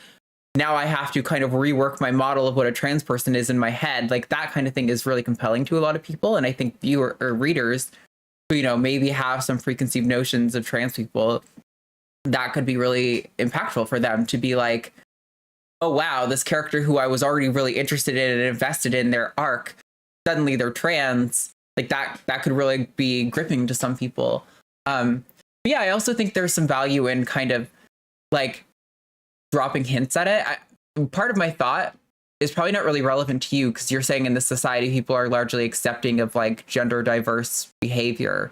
I was going to say like something I love in media. Like one of the reasons Avatar: The Last Airbender is one of my favorite shows is when, you know, they do show characters expressing some kind of prejudice, but they get like called on it. Like it's one of the reasons I think Avatar was so good at combating sexism in my generation because, like, you know, Sokka's a main character, but he's very sexist throughout the show. But he'll say shit, and then Katara, his sister, will be like, "No, fuck you, you sex pig," and like splash water on his face or whatever, you know. And it's like, oh, that's really cool to show that like that those views should kind of be contemptible to some degree. And I think there's value in kind of showing that because like you're not condoning that behavior. You're showing that it exists, but that it like affects people. But I'm not sure if that applies to you because you're saying like you have this like accepting society. So maybe that wouldn't work in that way. Yeah, I don't know. I think it sounds like you're handling it with a lot of sensitivity, though. I don't know that I would particularly object to either approach. Yes, I also enjoyed when Suki kicked Sokka's butt. Absolutely. Yeah. Yes, exactly. And, I don't know if it'd make a difference. The trans character in my book is just a real side character. She's, you know, the princess who she's a maid to is one of the main characters. So we only see the trans maid in a couple scenes. I want to, you know, try to depict her in a fair and accurate and appropriate way. Yeah. Maybe you could have like another one of like the maids, or maybe like the head maid who like organizes all of them, make some comment about her or something. Like I think that could be a useful tool to kind of like drop a hint, but like not directly say or out or anything, and then, you know, kind of build up that suspense. Like it gives the readers like a clue that maybe this is a character they should pay attention to, even though she's kind of a side character, that something might happen down the line, but isn't. But also, I'm not a writer, so I'm trying to give you tips, and I'm realizing I'm like, but you probably know way better how to handle that than I do, because I'm not a fucking writer at all. Yeah. And once you get it on the page, you can always contact someone to do a sensitivity reading. Mm-hmm. Like, I mean, I have not made this on the list of my services that I provide, but it is the kind of thing that I would be interested in. So I'm sure that there are lots of trans people out there who are writers themselves or who are editors who would be interested in reviewing those parts and helping you identify if there are any areas where it's like, this feels a little bit weird, or this might be a little problematic, or this feeds into a certain stereotype. So yeah, I mean, you can always just like get a version of it on the page and then process it through with like a sensitivity reader. Yeah, just like maybe email someone just the scenes concerning the trans character and have them read it and see what they think. Mm-hmm. Yeah, basically. And, you know, maybe offer them $20 for their time. Just, you know, to be polite. But yeah, I mean, I could see that being a pretty easy way to address it that way. And you can put it on the page and you can read it yourself and go like, does that feel natural? Does that feel like it fits in with my writing style? Is there more emotional impact if it's more of a surprise?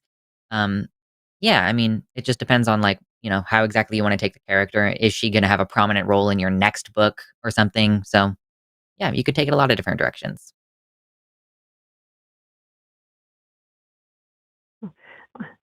Thank you very much for your input. Yeah, thanks for calling back, Amanda. I appreciate it. I kind of want to read your book. I'm like, when's it coming out? When can I read it? It sounds kind of interesting. I love the idea of like a fantasy book that actually has queer people in it, because there is nothing that irks me more than having like a magical fantasy world where anything is possible and there's no gay people. I'm like, that if you can change your body features with a spell, there's going to be trans people. Okay. Oh, yeah. It's awkward if you don't have trans people in your story. It's like, what did you do to us? Like, where did we go? So Right. yeah, I appreciate that you're writing that into your series. But yeah, the one I'm currently working on, obviously it's not out yet, but the first one is published, so you can find that one. What is it? I mean, if you want to plug, you obviously don't have to, but go for it. I didn't want to, just say it without an invitation to do so. Yeah, go for it. If you wish to know, the book I've already published is The Steel Dragon Forge by Monica Plume. And I'm currently working on the sequel. Awesome. Cool. Thank you so much. Yeah, I'll I'm check really that out. excited to check it out. Yeah. I might have to write it in chat for people. Yeah. That might be helpful. Thank you so much, though. I appreciate the call, Amanda. And you have an awesome day. Call back if you have more questions you want to build on, or if you're like, what you said was terrible, never say that to anyone again. It really didn't work out for me. I would like to know that. Okay. Yep. Thank you. Right. Thanks. Bye, Amanda. Bye. When I was mentioning Avatar, I got really distracted because someone in chat said The Legend of Korra is better. And listen. Yeah, you should. Yeah, I love I Korra. messaged you actually. Oh, you did? I missed it. Oh, Yeah. no. I love Korra, but how fucking dare you? There's so I many really need Ahors. to lose that one because it's going to be the most painful for me because I don't like Korra. If so, making me defend the position that Legend of Korra is better than Avatar, boy howdy, it would be That would be torture. so funny. Yeah, I can understand liking Korra, but like the narrative complexity of Atla is so much better. Like, and Last Airbender was like planned as like 3 seasons. There's an arc in the storytelling. It's all intentional. Whereas Korra was like, we didn't know we were going to get a season 2. Shit, what do? Let's make some shit up. There's a magical spirit world and basically God and Satan. And I was like, wow, really? You had to do that to this beautiful world? Yeah. There's a traditional kaiju battle. Yeah. In an Avatar: The Last Bender thing. Yeah. Anyway. All right. We have 2 more callers. We're going to get to both of you. Thank you guys so much for waiting on the line. Up next is Pip in the UK. Pronouns are they, them. Wants to know, or wants to say we need to do more to preserve queer media related to the poll. So, Pip, you are live on the line with Arden and Lux. Talk to us. Nice to speak to you again. This show is just pushing all of my buttons today because when I read the poll question before, I knew I needed to come in and talk to you about this subject. And now when I hear Lux, saying, "Oh, I'd like to read more, queer representation in fantasy," and oh boy, can I recommend a few for you. But as much as I can talk about this subject, I will try my hardest to keep this concise because queer representation in media, especially animation, is really important to me because I was found that looking through and seeing queer representation in anime and Western cartoons really gave me the space to not only question my own perception of gender, but also try on specific identities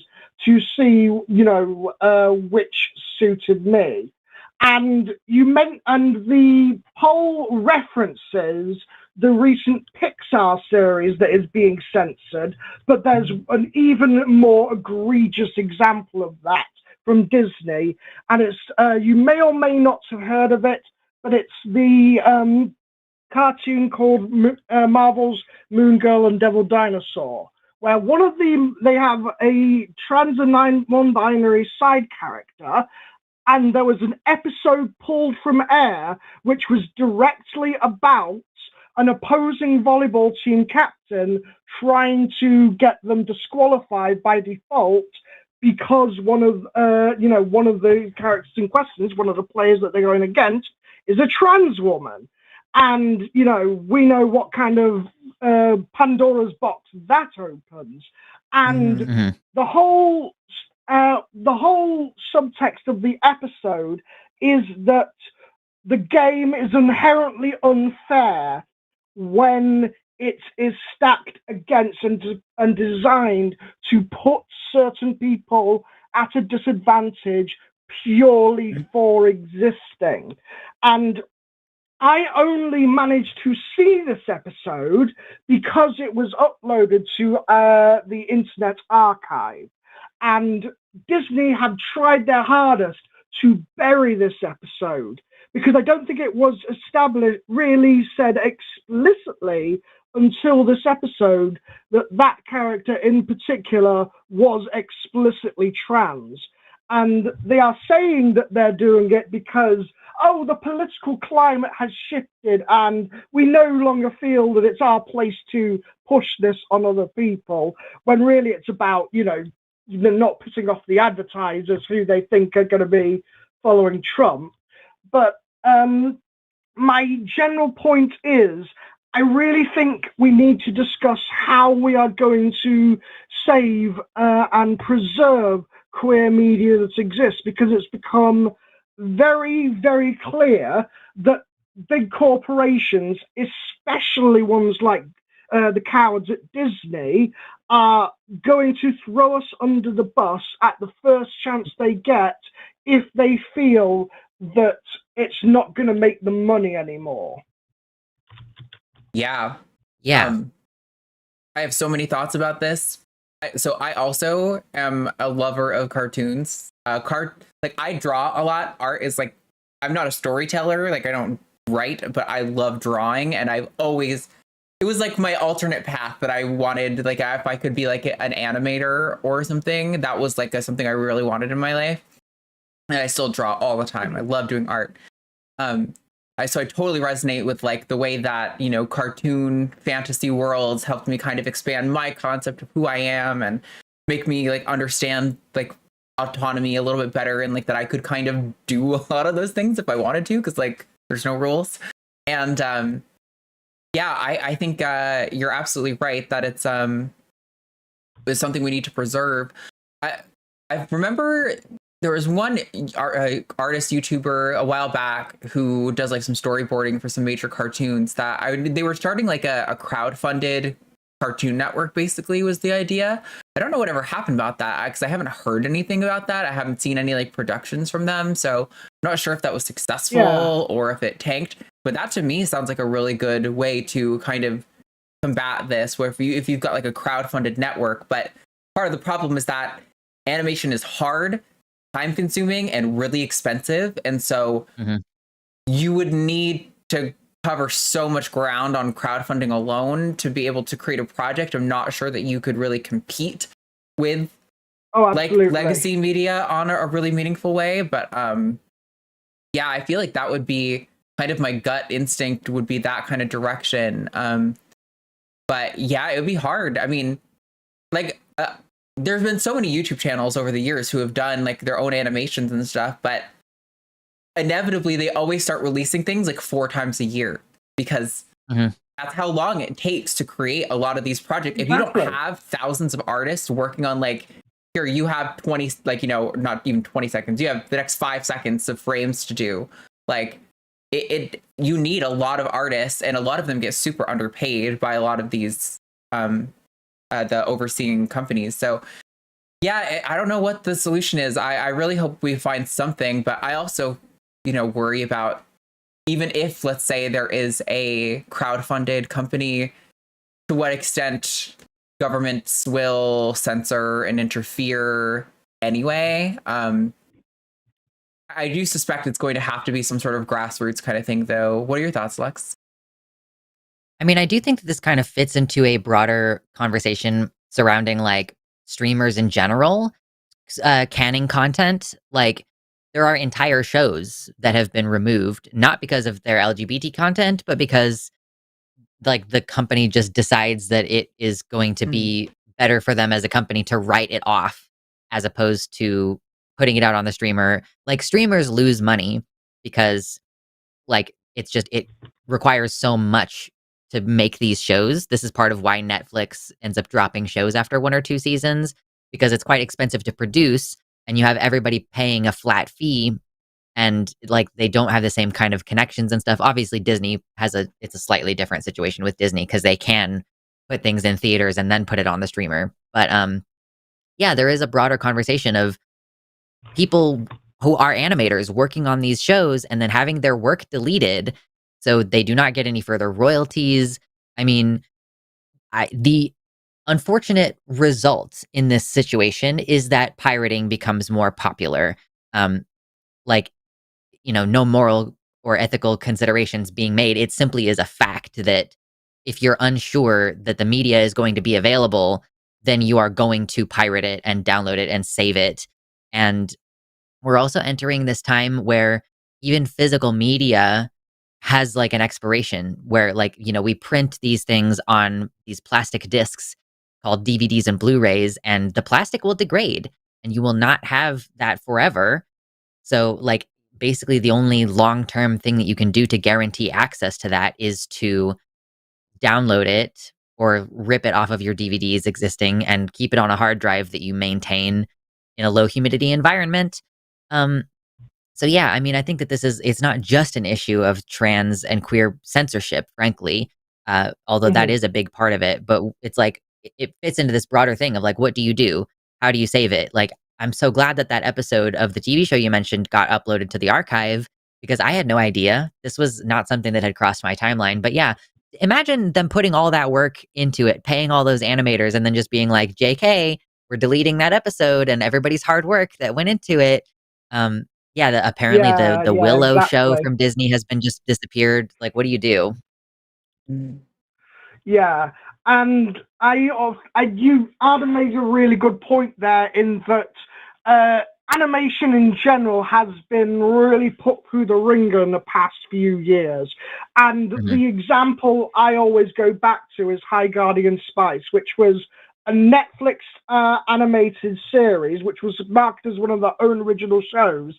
And the thing is that the creators were all queer, the lead creators are trans man, and it had some beautiful representation and storytelling, but because Crunchyroll only wanted the token representation to try and bring those, queer viewers and to get clicks one way or another, they just didn't care about giving the show the proper budget to really create the art they want. And they put out what was essentially a behind-the-scenes featurette of the creators talking about how diversity is a big part of the show's philosophy, the show Bible, in place of an actual trailer telling us what the story is about. And anyone who's heard anything about that show knows its reputation and how relentlessly shat on the whole thing was. Crunchyroll essentially took a queer artist's vision, chewed it up and spit it out and let them be the meat shield while they rake in the engagement for it. And I have been both strongly advocating for preserving these shows one way or another by piracy if necessary, if there are no other means to do so, but also in queer literature, which is much easier to get out because it's just words on a page, and that can be put online and downloaded independently. And I've spent the past 2 or 3 years like combing through different queer fantasy novels and just treasuring the ever-loving shit out of it, because it is just so important for people of all ages to be seen and to be recognized as normal. And to bring it back very quickly to Moon Girl and Neville Dinosaur, one of the brilliant things that show does is that even if the main protagonist herself is not queer, queer people are still part of her world. They can be in the background, they can be named characters, or they can be just a nameless extra. But the point is, they are there, they are seen, they are treated as normal as any other person. And that is something that we really need to cultivate when both the state and the, the business corporations that are behind these animated shows are seeking to just try and wipe us from existence because it's no longer profitable, because it's no longer desirable, because the person in charge says, you're not human, you don't deserve to be seen. And I agree with you. And the thing that's frustrating to me about that is them thinking that it's not profitable when I think they're so fucking wrong about it. Like, not to talk about Chappell Roan twice in one show, but like she went from zero to like one of the biggest musical celebrities in the entire planet. And like, granted, she's been working for a very long time, but like her growth happened like over the course of this summer, right? And clearly queer content is marketable.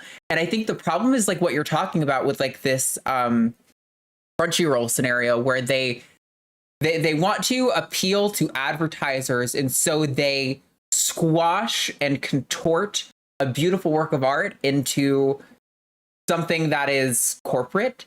And there's times where that works and where that's successful, and that can be a good strategy. Like the line, we put out a lot of clips sometimes that are not always, I think, my favorite call or the most productive call, but we're a company, we also have to make money, right? There are some obligations when you are living in capitalism, for sure.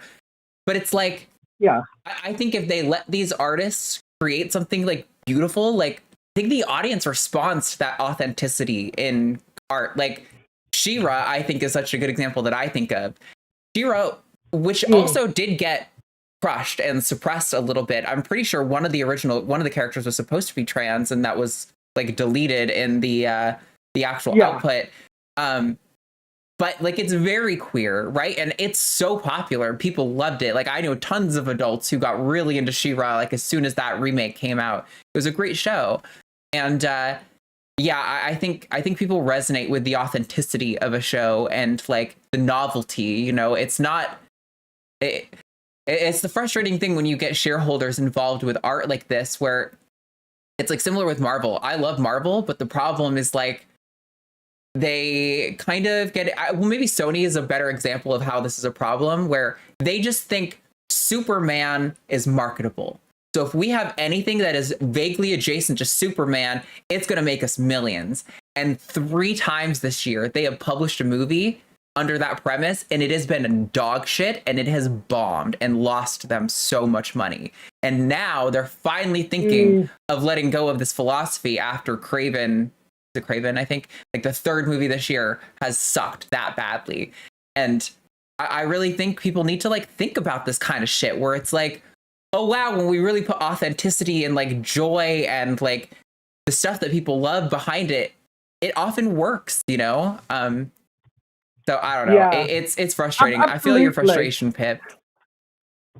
Yeah, like I don't know if you've seen Disney Strange World, but that got very little marketing and also was grabbed a hold by the YouTube griftosphere as, quote unquote, woke trash because one of the characters was gay. Like, it's only vaguely mentioned a couple of times and shown that he's interested in dating a boy, and it's fairly incidental to the plot. But because Disney did not market that film and did not give it the attention it deserved, it bombed hard, which then allows more of those grifters to say, oh, go woke, go broke, and other, nonsense like that. And even in cases with things like Hard Guardian Spice, that has got such a reputation for being a bad show because it did not have the budget to properly give quality control to its animation, and so had a lot of errors in it, had a lot of, they even had to get some pictures of random objects off Google and then try and paint them in because they had so little to work with. And so I think in both preservation of queer media and also approaching them from such an honest critical lens. Because if there's one thing people like Anita Sarkeesian taught me, despite how much controversy she had back in her day, is that we should always be critical about what we love. And the more we can talk about this, the more we can share this, the more we present these stories that are inclusive to us and show us as another type of person that, as Lux pointed out, is just as reasonable to include in fiction as any dwarf or elf, then we can perhaps sow the seeds and create a generation which is much more accepting of trans people, which I'm hoping to cultivate with my nibblings. And I hope to see a shift like there has been with, gay representation, which, while still controversial in many aspects and still abused by, companies like Disney who want to tokenize it as much as possible, it's still getting to the point where it's being considered much more normal than it would have been even 10 years ago. Yeah. Well, I genuinely could sit here and talk about animation for days at a time, Pip. So I appreciate you calling in. We do have one more caller to get to, so we're gonna put a cap on this here. But thank you for calling in. I appreciate you've tapped in on a special interest of mine, and so I was like, man, I get so excited about animation. It's stupid. Yeah, I'm exactly the same way. Though before I go, does Lux, are you on Blue Sky? Because I can send you loads of queer book recommendations that through there. I've got a whole list of them. Yeah, I'm on Blue Sky. It's just luxander.bsky.social. I don't have my special URL set up, so you should be able to find me pretty easy on there. Okay, that's awesome. Well, thank you very much for the conversation. It's really helped me out in times that are always, only getting tougher, Yeah, thanks for calling, Pip. I appreciate it. You have a good day. Thank you. You too. Bye. Bye. Ooh, I almost hit the web caller oops button. That would have been bad, especially when the last caller has waited for an hour and a half. If I accidentally dropped them, that would be terrible. I do have to run to the bathroom if that's okay with you, so I'm gonna bring in Siobhan, and then I will abandon you. Siobhan in Canada is looking for trans history and medical and social history of being trans, and this is a conversation I'm interested in and really want to participate in, but I'm gonna pee my pants. So Siobhan, you are live on Transatlantic with Arden and Lux. Why don't you cue it up for us? Hello. Yeah. Hi, Siobhan. Well, I'm looking. Hey, Lux. Love your stuff. I watched you on here and on your own thing. Arden, you need to get your own YouTube channel. Yeah. He has a full-time job.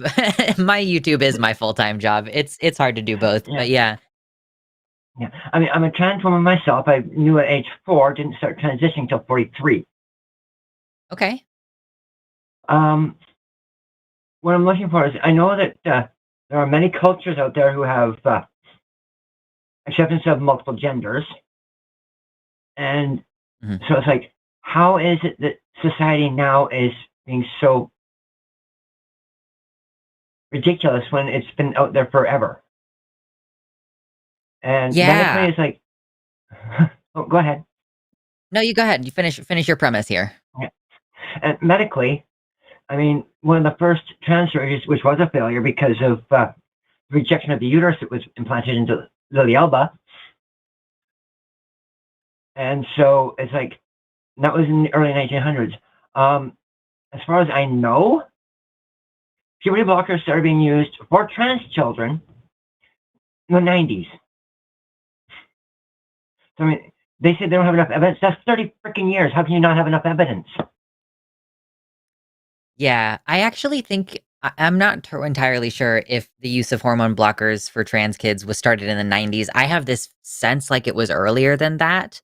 But I haven't actually gone through and like researched like what was the first recorded case. Like we do have the first recorded case of a successful like vaginoplasty, which was undergone in I think Berlin at the time.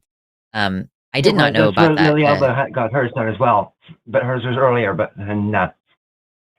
Yeah, I did. I don't think I was familiar with the failed uterine transplant. It makes sense to me that that would be a trickier procedure that could potentially like have more sense of like more risk of rejection for the organ. But yeah, like honestly, it is quite silly that we are living in this period of time where people think of being trans as like a new thing when we do have evidence that like and it's like you don't even have to go to India and look at the hijra. You can just look at like Victorian England, where like we were discussing earlier, and it came up in my mind earlier, but it just wasn't relevant to the conversation exactly. But like the construct of gender roles in Victorian England, lesbian was a different gender. Like it was considered like a separate gender role than like a traditional heterosexual woman.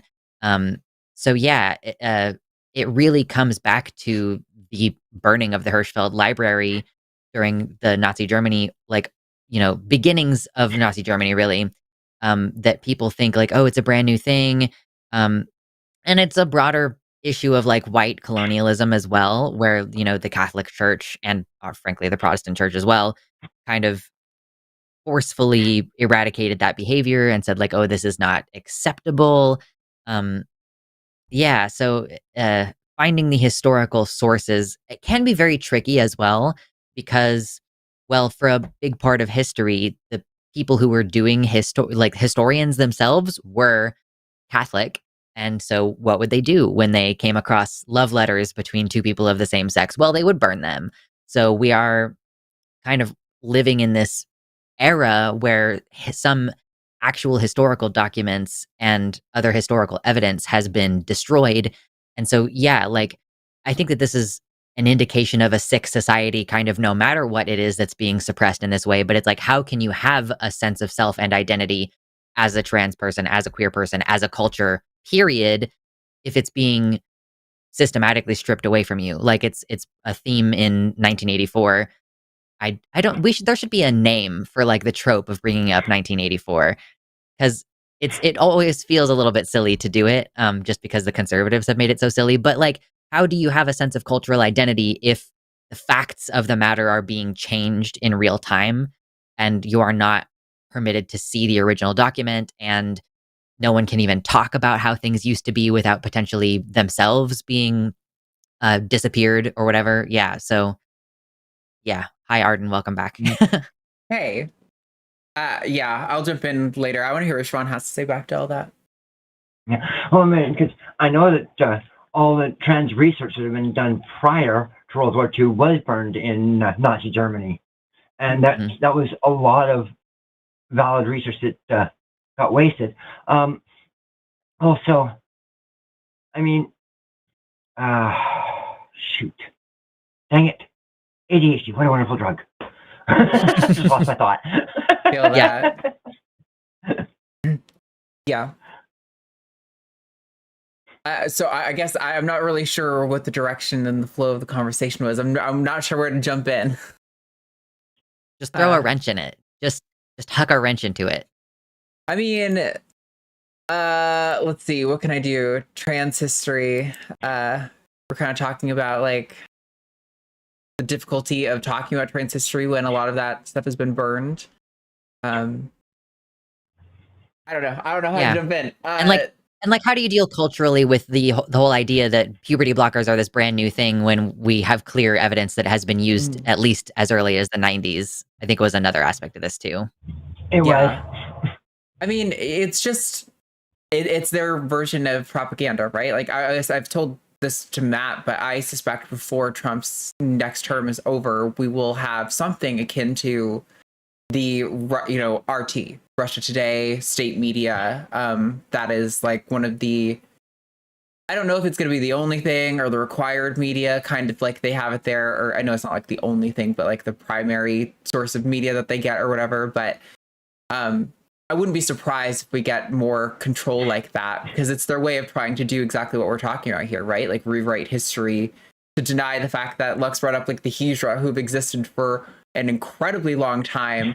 And, you know, they're one of many examples of gender diverse like cultures existing throughout history. Trans people are nothing new. And it's really not surprising when you think about it. We can even look at our closest ape relatives and notice like gender diverse behavior going on there. Like and like in the apes or the gorillas where the male is driven off and the alpha female takes over. Yep. Yeah, you have alpha females. I know in orangutans, if there is an alpha male, the male who is smaller can often they have like these face stacks that they inflate when they're a big alpha male. They can like reduce them so they can pass as a female while the alpha male is alive, and when they go away, sometimes they'll like go back to having alpha male face. And it's not necessarily like that they're becoming a woman per se in orangutan culture, but they can like change their expression to, you know, fit in or get along in certain ways. And when it comes to like bonobos, like they have no sexual boundaries at all. Sex is like their currency. Whenever they want to trade food or exchange behaviors, you know, like favors for each other, like sex is a currency across genders that they use. And I think it's not surprising to me that humans among them, you know, the most social, the most complexly social among these great apes, have taken that feature to the extreme where it's like, actually, I don't need to be constrained by my biology at all. I mean, it's really not even the extreme. Like we're talking about the orangutans, like it's the same thing really, that we're like, regardless of whether or not I'm a male, I think it's better for me to look like this right now. And this is how I want to be. And like, that is like just a feature of human psychology. And like, it's also a feature of like, you know, the group, because I think the group kind of, much like a cell, you know, sort of is like a collection of things working together. Like the group of society kind of works that way too. Like you fulfill niches within that and functions within that group. I mean, I was raised in a Pentecostal church, evangelical Pentecostal. I knew at the age of 4 that I was trans, and it's like, because I mean, I remember sitting in the bathtub and trying to shove my dangly bits back inside because the door's supposed to be there. Yeah. That's, but of course, at that time, that was in the 70s, there wasn't a lot of information out or coverage or anything else like that. And so I didn't know it was possible, and I didn't have the words for it. So, but I mean, I started transitioning at 43. That's 39 years away from life. And I was at the point where it's like, I can't do this anymore. I can't lie to myself anymore. I can't do this anymore. And either I do something about it or I'm going to kill myself. And that's where I was. And most of my teenage years, I was suicidal. Yeah. Because of. Sorry. Go ahead. I didn't mean to the thing was, I used to be a soprano before my puberty hit. And so losing that was like losing part of me. It's like, it's gone. I can't ever get that back. Yeah. That hits hard for me. Music and singing was also, as well as, you know, I talked about art in the last call, a huge part of my life. I went to school with the intention of doing musical theater performance. I had like a scholarship for singing, and I was in like state level choral festivals. Like singing was my entire life. And it's really hard to do as a trans person because like, well, I can work on my speaking voice. Singing is just a different function and requires a lot more like effort and training to like kind of maintain, and too much work for me when I have a job and, you know, trying to like live a life and pay bills and stuff. So yeah, I feel that it's frustrating that like these people try to suppress our history and turn us into these like new age religion, as Sam Harris would call it, or like these, you know, these freaks who are like popping up out of nowhere with blue hair or whatever the fuck they want to assign to us. Over I know. Being a group that has existed for all of human history, you know, it is just one of the many variations that can be. I mean, there was a Roman Caesar who identified as a woman. So, and this is back in Roman times. And the other thing too is, when I first came out, I wasn't passing very well, but I still didn't feel comfortable going back into the men's room. And as I'm waiting to go into the women's room, one of the ladies says, "He ain't going in there, is he?" And at that point, I was like, "Fuck it, I'm going in. I'm not waiting. I'm just going in." A week later, same woman who made the comment saw me in the bathroom as I was washing my hands. She goes, "You're killing it." Aw. It's so funny how people can switch up like that. Because the thing was, when I first came out, and went to the bar, the first time I went to the bar after coming out, it was around Halloween, because people thought it was a Halloween costume. It wasn't. That was a good way to introduce things. Yeah, like I said, when she saw me a week later, and I was still in the same, I was still presenting female. She goes, "Okay," but that's one thing about Canada. We've got free healthcare, so my transition was mostly covered. The only thing I didn't get covered was my FFS, which I really need. My puberty blocker, not puberty blockers, but my HRT was covered. My blockers were not, but that's okay. Well, it's not okay. I mean, it's evidence-based care and these things should be covered, but I get what you're saying. I also pay out of pocket for all of my healthcare in Texas because the implant pellets, they think that's not necessary. So they're like, we don't cover that. You either need to do injections or take pills, and I hate giving myself injections, and pills don't work for me. So the pellet is just like the best method, but it's... Yeah, well, I'm taking oral estrogen, so I've had, like I said, I had all my surgeries except for FFS. I do want to go for VFS as well eventually if I can ever afford it, but I want the FFS first. I've been working on my vocals, and I mean, I can still hit some of the higher notes. I was just not hit as high as I used to. Yeah. But it's just with the way the current society is, and watching what's happening down in the States, I'm worried about Canada, because usually what happens down there, I'll see about 6 years later up here. And there's already anti-trans laws being put in some of our more conservative provinces. I hear you. Siobhan, if it gives you any hope, there has been a global movement away from incumbent parties to like far right parties, but in a few countries who actually are kind of ahead of us on that trend, who did that, moving away from incumbent parties to far right fascist parties. And a few of them, not long after, a few years after, a few terms of those presidencies and those leaders, they elected the complete opposite. Because I think, generally speaking now, it's easier with social media for us to kind of get the word out about why your state of conditions now is difficult. But that said, Siobhan, we do got to kind of wrap up because we are trying not to hit 3 hours at a show, and at this rate, it looks like we might hit 3 hours. So if I could ask you to give like a final word or final thoughts, and then we'll let you go for the day. But we appreciate you calling. Well, final thought is, it is still safe in Canada for trans people, especially in BC, because we have an NDP government here. We have a Liberal government in Canada at the moment. And so an NDP is, well, let's put it this way. Bernie Sanders is right of our NDP. Yeah. Nice. And I've heard that the NDP party recently decided to buck up and reject the Liberal Party despite working with them for the last few years. So I would love to see Bernie and AOC, especially after AOC just lost her nomination for the Oversight Committee because of Pelosi, be like, fuck it, I am tearing the walls down. And that would make me so happy. She won't do it, but I would love to see it.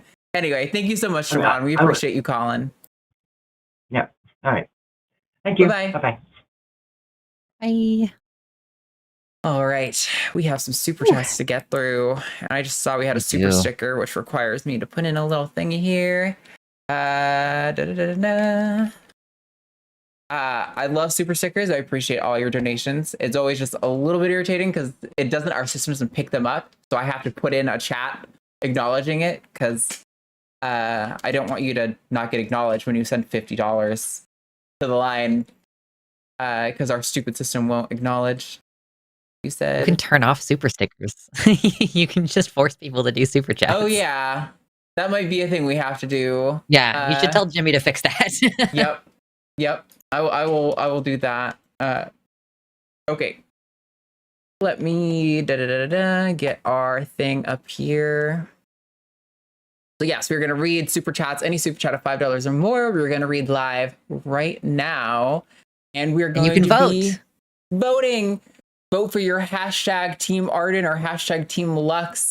And whoever gets the least amount of points, oops, says Josie still, will have to read, we'll have to defend. It looks like buildings need slides is the winning thing.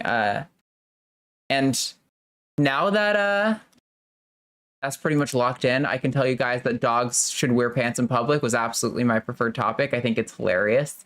And I was really looking forward to it. But yeah. Sorry, I can earnestly believe that. Like really defend it. You sickos, just letting everything hang out in public. What's wrong with you? Gross. You want to go first? We'll get to it in the future. Yeah, sure. $4.99 from Rainbow Wolf. Thank you very much. Says bigots equal the prime example of Dunning-Kruger. Oh, and F Disney execs and F every Dem that voted for that bill. Yeah, Jesus Christ. Like, we didn't even discuss the military spending bill that requires that any military members with trans kids can't get their kids gender affirming care. And like 38 Democrats voted in favor. Like, okay, we knew that we were going to get chucked under the bus, but anyway, I hate everything. It's fine. Yeah, just because you see the bus coming doesn't mean that it feels any better when it rolls over you. Yeah. Like, it almost makes it worse. Yeah, for sure. $9.99 from In Your Face New Yorker. Are you familiar with the incident in which a trans girl accidentally partially paralyzed a girl in a volleyball game? All for inclusion, but gives me pause. Thoughts? So, I haven't heard the specific story, but I don't really need to know that.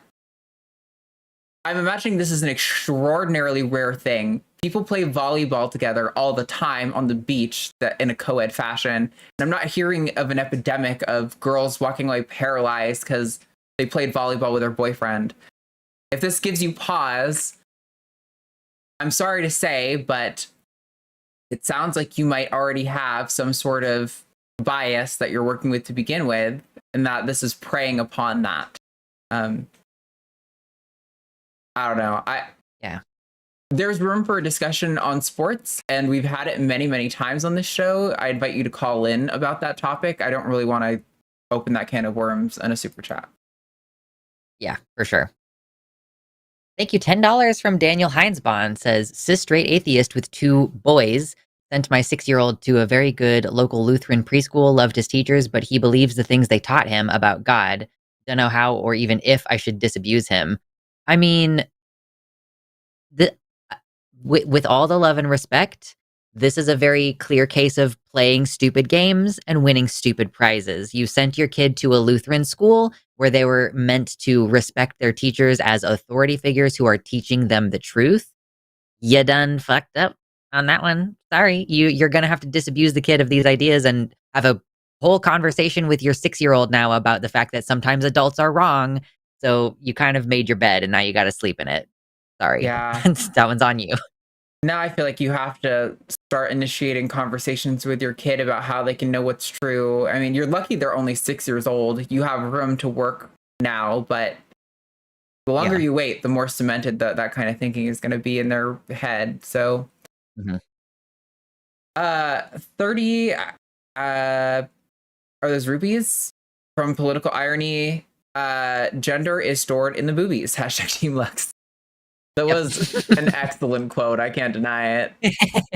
I was like, oh yeah, let me play on this thing that I've already said in the past. Comedy comes in 3s. Just wait for that 3rd one. Oh yeah. 20 pounds from Jackie Greenland. Thank you. Says, too tired to think this week, so all I'm going to do is say happy holidays for next week, and I hope you all get some much deserved R&R. Yes, absolutely. Thank you. Happy holidays. Yeah, thanks, Jackie.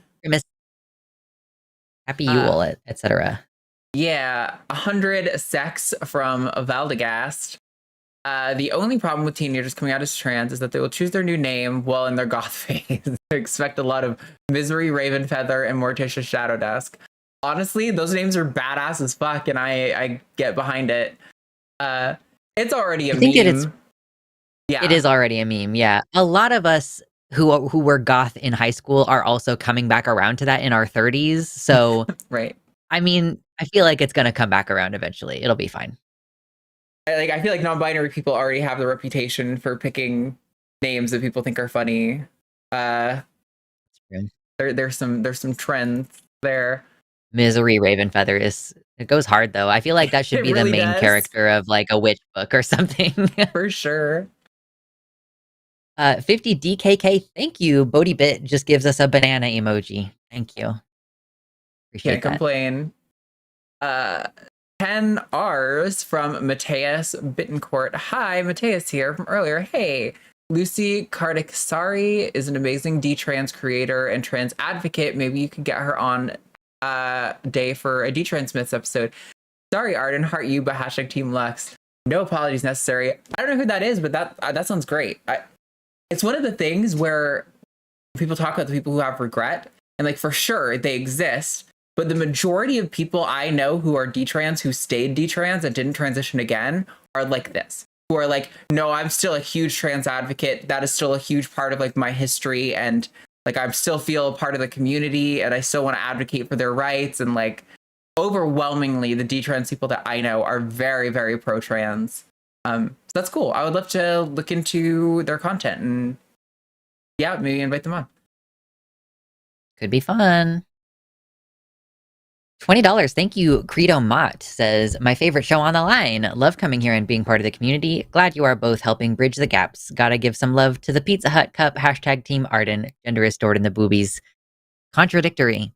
Contradictory. I know. What? I got the vote. Pizza Hut I'll take cup. it. Yeah. It's hard to beat the Pizza Hut cup. It's pretty great. This is like, okay, so I may or may not have a mild case of POTS. So I drink a lot of Gatorade because it helps me stay hydrated. And this massive 32-ounce cup is like my lifesaver. That's how I survive in the day and don't feel like I'm passing out. I get a cup of chicken broth that I add salt to get a more concentrated dose, and then it kind of makes it to where I don't have to guzzle water all day, and it's like delicious. That's smart. I love the chicken broth. I end up having to pee like 800 times a day. The show can sometimes be torture for me because I'm like, I get through the whole show. Please let me get through the whole show. And every single time I'm dying at the end. $10 from 44 turnips. I'm now 12 minutes behind watching a 1.5 speed to catch up. Me personally, I have zero objections to 3-hour streams. Aha. Hashtag Team Luxander. Yes, I know you guys don't have objections to 3-hour streams, but we all also work and do other things outside of this show.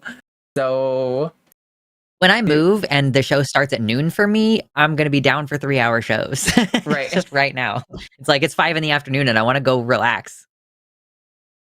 $5 from Skeptoidius. Thank you very much. Says, speaking of manly men, that Matt Dillahunty is pretty schmexy. Hey, Arden, think I got a shot? I've heard once you go gray, you can't stay away. Hashtag Team Lux. Hey, listen, I've been trying to be his wing girl for a long time. I'm always like, hey, look, like, what do you think? He's woefully monoamorous, so it's never gonna happen, unfortunately for you. Cringe. True. $20 from Bobtailed Trucker. Hopefully by the end of this little tittle of an era, we as people will be more informed of all walks of life and be more compassionate towards another. Yeah, that's been my big thing. I think walking away from the election is I really just want people to leave us the fuck alone. Like, you don't have to get me or to like trans stuff. You just leave us the fuck alone and let us live our life. That's really what I want fundamentally. Thank you for the Canadian units. 25 of them from Malalo75 says, great show. I loved it. I missed my opportunity to call, unfortunately. Thanks for the wonderful content. Canceling my vote. Hashtag Team Arden, hashtag Team Lux. Nice. Well, thanks for calling. Yeah. Getting in like 15 minutes before the show starts is usually the best way to get in. Yeah, I saw someone who tried to call in last night and waited to match said woefully monoamorous in the chat about time and energy. I know, I'm just picking on you. Somebody in the chat was complaining who wanted to get in but they complained after the lines have been closed for an hour. And they did the same thing last night where they waited until the lines have been closed for like 45 minutes and were like, can I get in? And I'm like, you had 2 hours.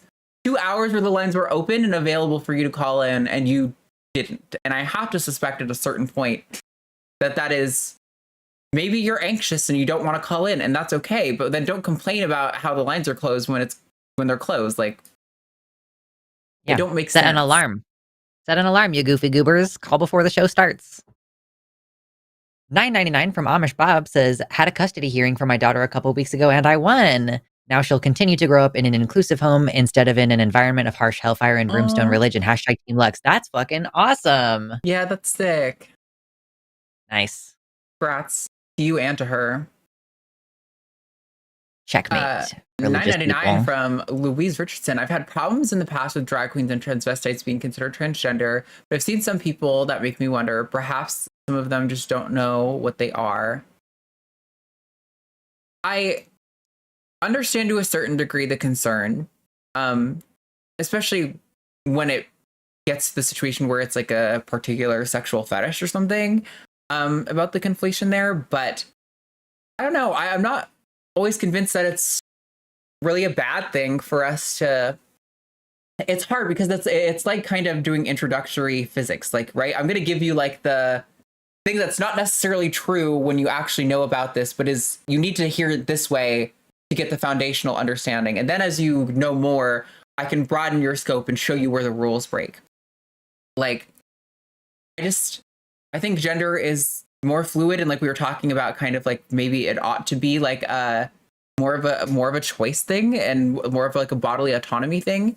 I think we have way more in common with drag queens and transvestites than we do with the Brian Thompsons of the world, who are now getting a memorial service from the media and our politicians right after a school shooting or right before a school shooting happened, where those kids aren't getting mourned in the same way. Like, I want us to have more solidarity with like the people who are on our level than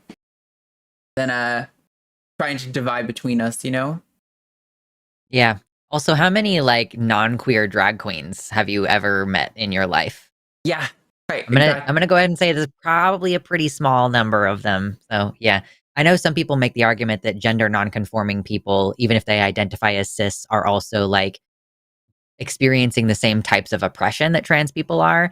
And like, yeah, ultimately we're just drawing lines arbitrarily saying you're either in or you're out. And it's like, we could probably stand to have a little bit more flexibility, recognizing that like, yeah, like if a woman transgresses gender roles and is a lesbian and she's being, kicked out of the women's bathroom, like, well, she's experiencing transphobia. And so like she is kind of, being hit by the same things. So like, what difference is there really between that butch cis woman versus a non-binary person who looks very similar to her, So yeah, I think it's like, not to belabor this one question, but it's like if we lived in a world where trans people had our rights enshrined in law, I would be totally down for having like these philosophical discussions about like, what is the fact of the matter about gender and what are the distinctions, and like, can we understand these things about us? But unfortunately, I think when we're living in a world where we're all getting oppressed, like Lux is saying, we're all being hit by the same like sort of bat. I worry about us spending any of our energy worrying about this versus worrying about like the laws that are impacting all of us. Like, kind of what I mean, like, let's focus on like the top-down distinction and not the distinctions between other different kinds of queer people. for sure. Yeah. $10 from Alia Shana Silverboat. Thank you. Says, I was going to call in for advice, but I slept in like a lot. I was in a convo with someone and they said some transphobic stuff. I gently called them out and tried to give them some 1 out of 2. Hashtag Team Arden. So you're going to get 2. Alia Shana, gosh darn it. You always do this. Carrie's I my tried to team. get some info, but they weren't interested in learning. I even sent them a Forrest vid about the topic. Any advice on informing or correcting well-meaning but ignorant transphobic bigots? And of course, another hashtag Team Arden. I mean, it always depends, right? It's always like, I mean, it depends on like how much are you willing to go in depth with this random person? You know, how much energy are you willing to spend? I don't know. Mm-hmm. I think this is kind of what I was saying with that caller, Yash, who called in last night and tried to call in today that I didn't take, because I am really not interested in any longer having discussions with people like this who you can present them information and they don't acknowledge it at all. That is, to me, at that point, I'm not saying that that person can't have their mind changed. I'm saying that I don't know if it's worth anyone's energy to invest in changing that person's mind. I think if you want to be a part of their life and just be a progressive influence that it happens to exist around them, that's cool. Do that. But I don't know how meaningful it is to try to convince people like that. I think they need to do a different kind of growing before they can even receive that kind of information. Yeah. Yep. $10 from Nadia Yvette Chambers. Response to the show start. In my not so humble opinion, very large, very strong bodies of evidence point to very high likelihoods of worse cases with regard to criminalizing and outlawing transness, trans bodies, and trans people. Yes, I know, Nadia, you've been the person in chat who has been a little bit more concerned maybe than myself or other hosts are about the extent to which criminalization will happen. And I don't think it's unjustified. Like, I think you're absolutely right that there's good reason to be concerned about the kind of laws that are coming down the pipeline.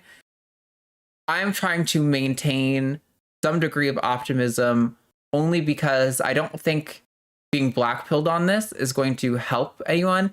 And if you as an individual feel that way, I don't think there's anything wrong with that. But especially for like Lux and I, who are here taking calls, representing the community to some extent, and being like a voice for an audience of the community, I don't think it's responsible of me or us in general to be super doomer about this.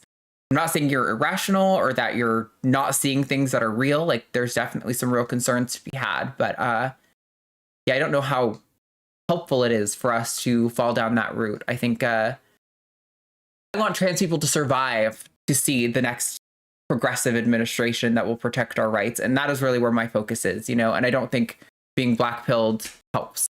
So yeah, and it's like, even if I don't know, like I try to view it as like, we have this whole legal system which is extremely resistant to change.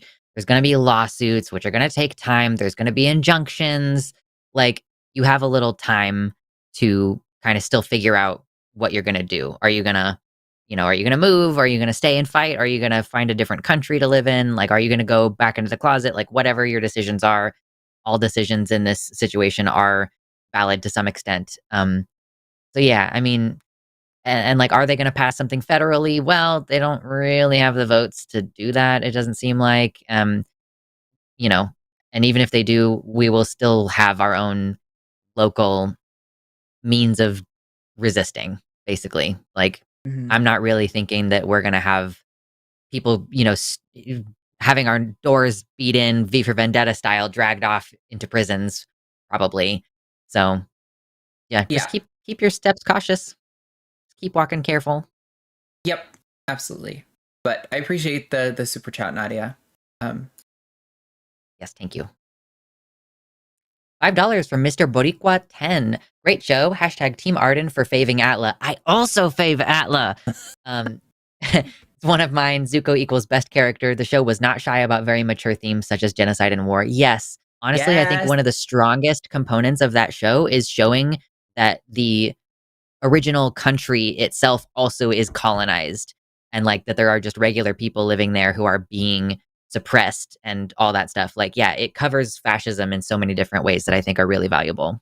Yeah. And Zuko's arc too, everything about it, like him fully buying the propaganda and like really struggling with how earth-shattering it is to his worldview, and it takes him being like the victim of his own fascist oppression for him to like start to realize. And once he does, he realizes that he's in like probably the best position to combat it, and he like shoulders it's phenomenal character writing. Like, I am obsessed.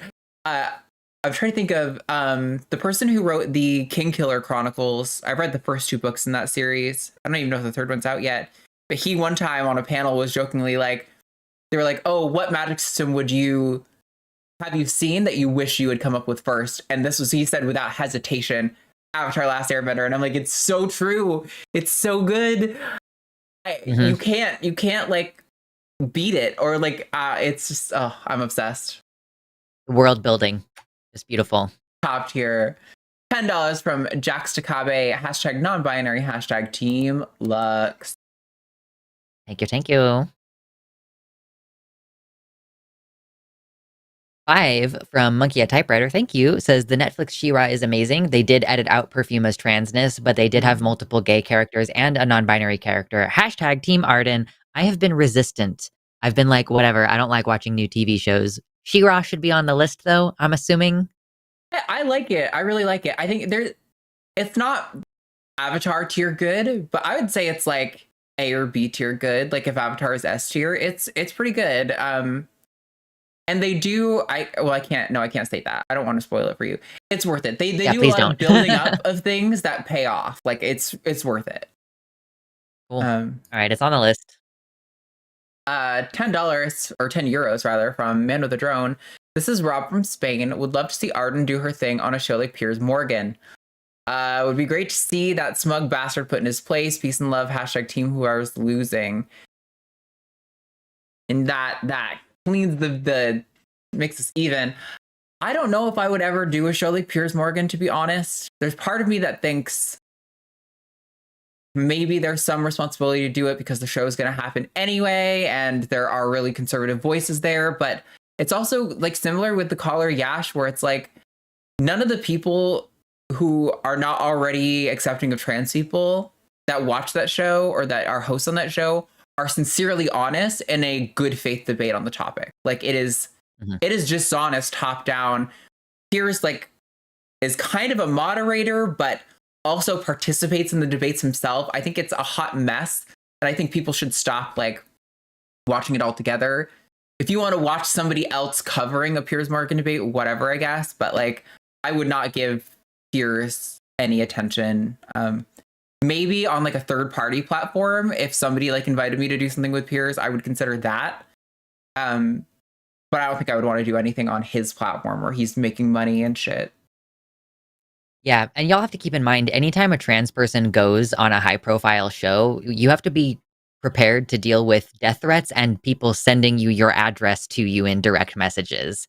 So it's like, is it worth it to my personal safety to go on Jubilee, which people have asked me about? And I'm like, first of all, not going to California on an airplane, not going to be around a bunch of maskless people, and also not trying to put myself on a platform where like I'm going to have to be even more concerned than usual about my personal physical safety and like trying to make sure I don't disclose where I live exactly and everything. Yeah, we just don't want to deal with it.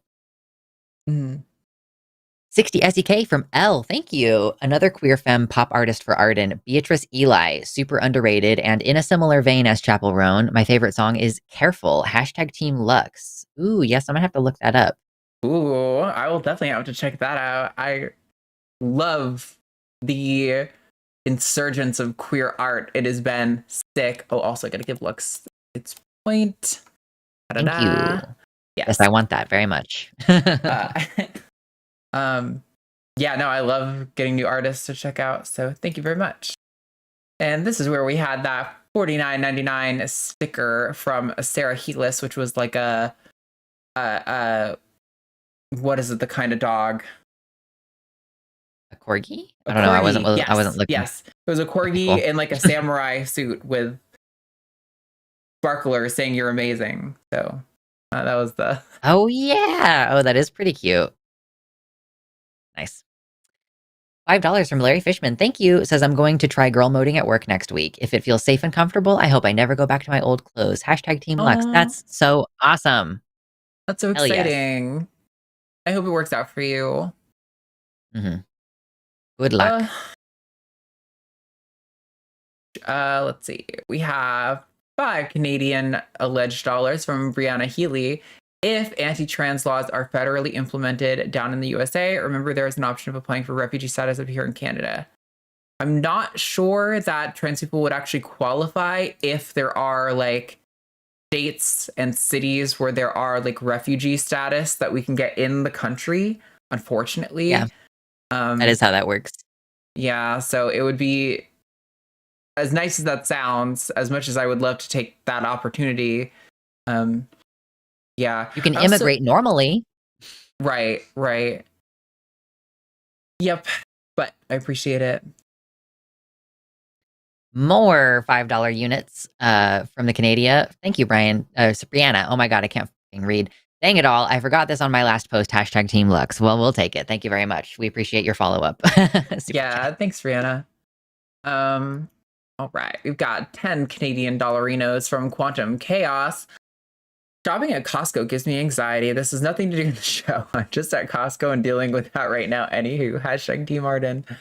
That's hilarious. I hate going into grocery stores. I almost exclusively do delivery or curbside pickup because grocery stores, it piques my anxiety. All of a sudden, my brain stops working and I forget everything that I'm doing. I like can't read labels and I like am trying to look for something and I just don't see like the thing that's in front of me. It's terrible. So I can't do grocery stores. Pickup is pretty legit though. I actually love going to the grocery store, but then I've recently just been like, it takes up a lot of my time, actually. So yeah, just ordering pickup, like, yo, the bags are in the trunk. Thank you. Goodbye. And in Texas, I don't know if it's the same everywhere, but our major grocery chain, it's free for curbside pickup. There's no costs added to that. So I'm like, I don't have to do any of the work. I just pull up and wait like 10 minutes and then it's there. That's great. Good shit. 10 Canadian from Quantum Chaos, thank you. It says, okay, but now a real question. Why do they never staff all the cash registers? If they don't have enough employees, just get rid of some registers so it's not so crowded. OMFG, I hate it. # Team Lux. Here's an even more incredible mystery. At the Walmart has like the individual little things that you go and you just put your stuff and it's like for less than 20 items or whatever. They also do have 2 or 3 lanes that are also automated, like you do it yourself. You check out at the end, but you can have like a full cart of groceries on the thing. Why are those ever shut down? Why are they ever not available? I'm gonna lose it. Yeah. Anyway, I get you. Also, I see you. I get my prescriptions at Walmart, and so sometimes I'll go in and then they have those lanes closed off, and I'm like, okay, it's not working, but also I need to exit the store. And I have to now like find a lane that is open and may or may not have people on it and like scoot past them. Like it's so weird if this is not working to not just be like, let's pull the barrier down so people can leave the store without having to like touch butts with some stranger, you know? Like, listen, I love touching butts, but not with strangers. They want you to get kinky with it. Yeah. $10 from Sith. If I don't have an overwhelming urge to be male, but I like pretending and looking like male because it makes me more comfortable with myself and it seems more natural, does that make me trans? If you want it to make you trans, then sure thing, babe. Like, I don't know. Do you want to be trans or not? I don't know, man. Like, do it. Yeah, I don't have enough information here. Like, sure. If you have an overwhelming urge to be male, then I feel like that's probably a pretty strong indication that you are that thing. Whatever. Thank you for another 10 Canadian from Quantum Chaos. Says, oh, also, people like Yash give me angry diarrhea. By the way, made it out of Costco alive. If my girlfriend asks, the $30 I spent here counts as Costco money because you guys got me through it. # Team Arden. Nice.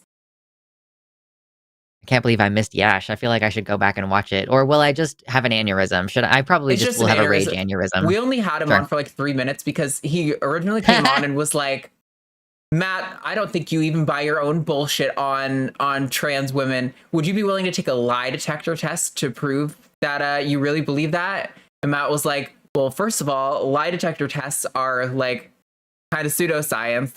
There's some degree of accuracy to them, but like they're not really reliable in telling if you're lying specifically. And he just kept, and then he tried to assert, he was like, well, who changed the word gender? Did you change the word gender? And I was like, I don't decide what words mean. This is like it's a description of usage at population levels. And he was like, well, who changed it? And I'm like, nobody changed it. And then he told me to calm down. It was Obama. It was Obama. after he told me to calm down, I was like, okay, you aren't serious and actually interested in defending your position.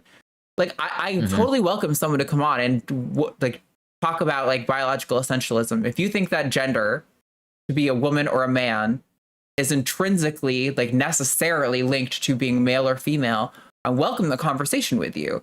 But I'm not interested in talking to someone who is going to be dishonest like Yash and wants to assert what's really in my or Matt's head, or to tell us to calm down, or just to appeal to Dawkins, to not actually make an argument. Like, I want you to show up and actually defend your position, like with an argument. But if you don't want to do that, don't call in. It's not worth our time to talk to someone who doesn't want to actually defend their position.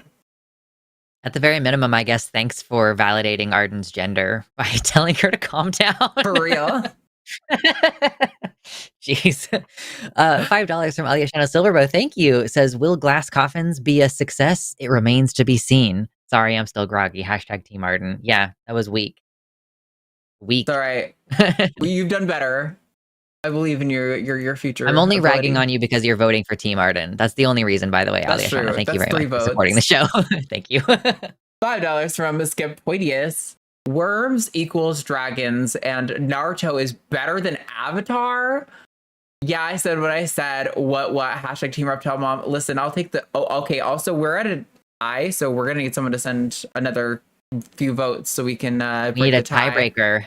But I can discuss the fact that Naruto. You think Naruto is better than Avatar? Listen, I like Naruto. There's so many problems. One, they have the same problem as Dragon Ball Z, where they keep doing this power scaling thing, where it's at a certain point, no enemy, no bad guy makes any fucking sense because the power scaling is so absurd that the growth of power you need to do just doesn't make any fucking sense. 2, the character development is piss poor. All of the women in the world of Naruto are like subservient, like obedient. Even Sakura, who's like, she can make earthquakes with punches in the ground. Once she's an adult and has a kid, she's like, now I'm just a good little housewife for my husband Sasuke, who's the coolest man in the world, and I take care of my kid. And it's like all these badass women who they show as so strong, they flatten into just being a wife for the awesome, cool dude bro male character. I like Naruto. The animation is beautiful. Boruto's level up with the animation is gorgeous. Let's not pretend that it is like a narratively strong show, because it is not at all. It's got Also- cool stuff, but you know. Yeah, you just got 3 votes, so it might be cooked. There it is. Thank you. Let's see. That's a $5 from Kai McGinnis. Says it is solidarity. Hashtag Team Lux. Thank you. Hey. Sorry, Arden. Hashtag Team Lux. $5 from Mari Turner. I forgive you. One day. One day. $5 from Jack Takabe. Thank you again. Hashtag Team Lux. Man, everybody was like, I have to get the tiebreaker in there. I know. Thank you. There's another one for you coming up. Oh, it's not coming up because it's 99 cents. There we go. And Jason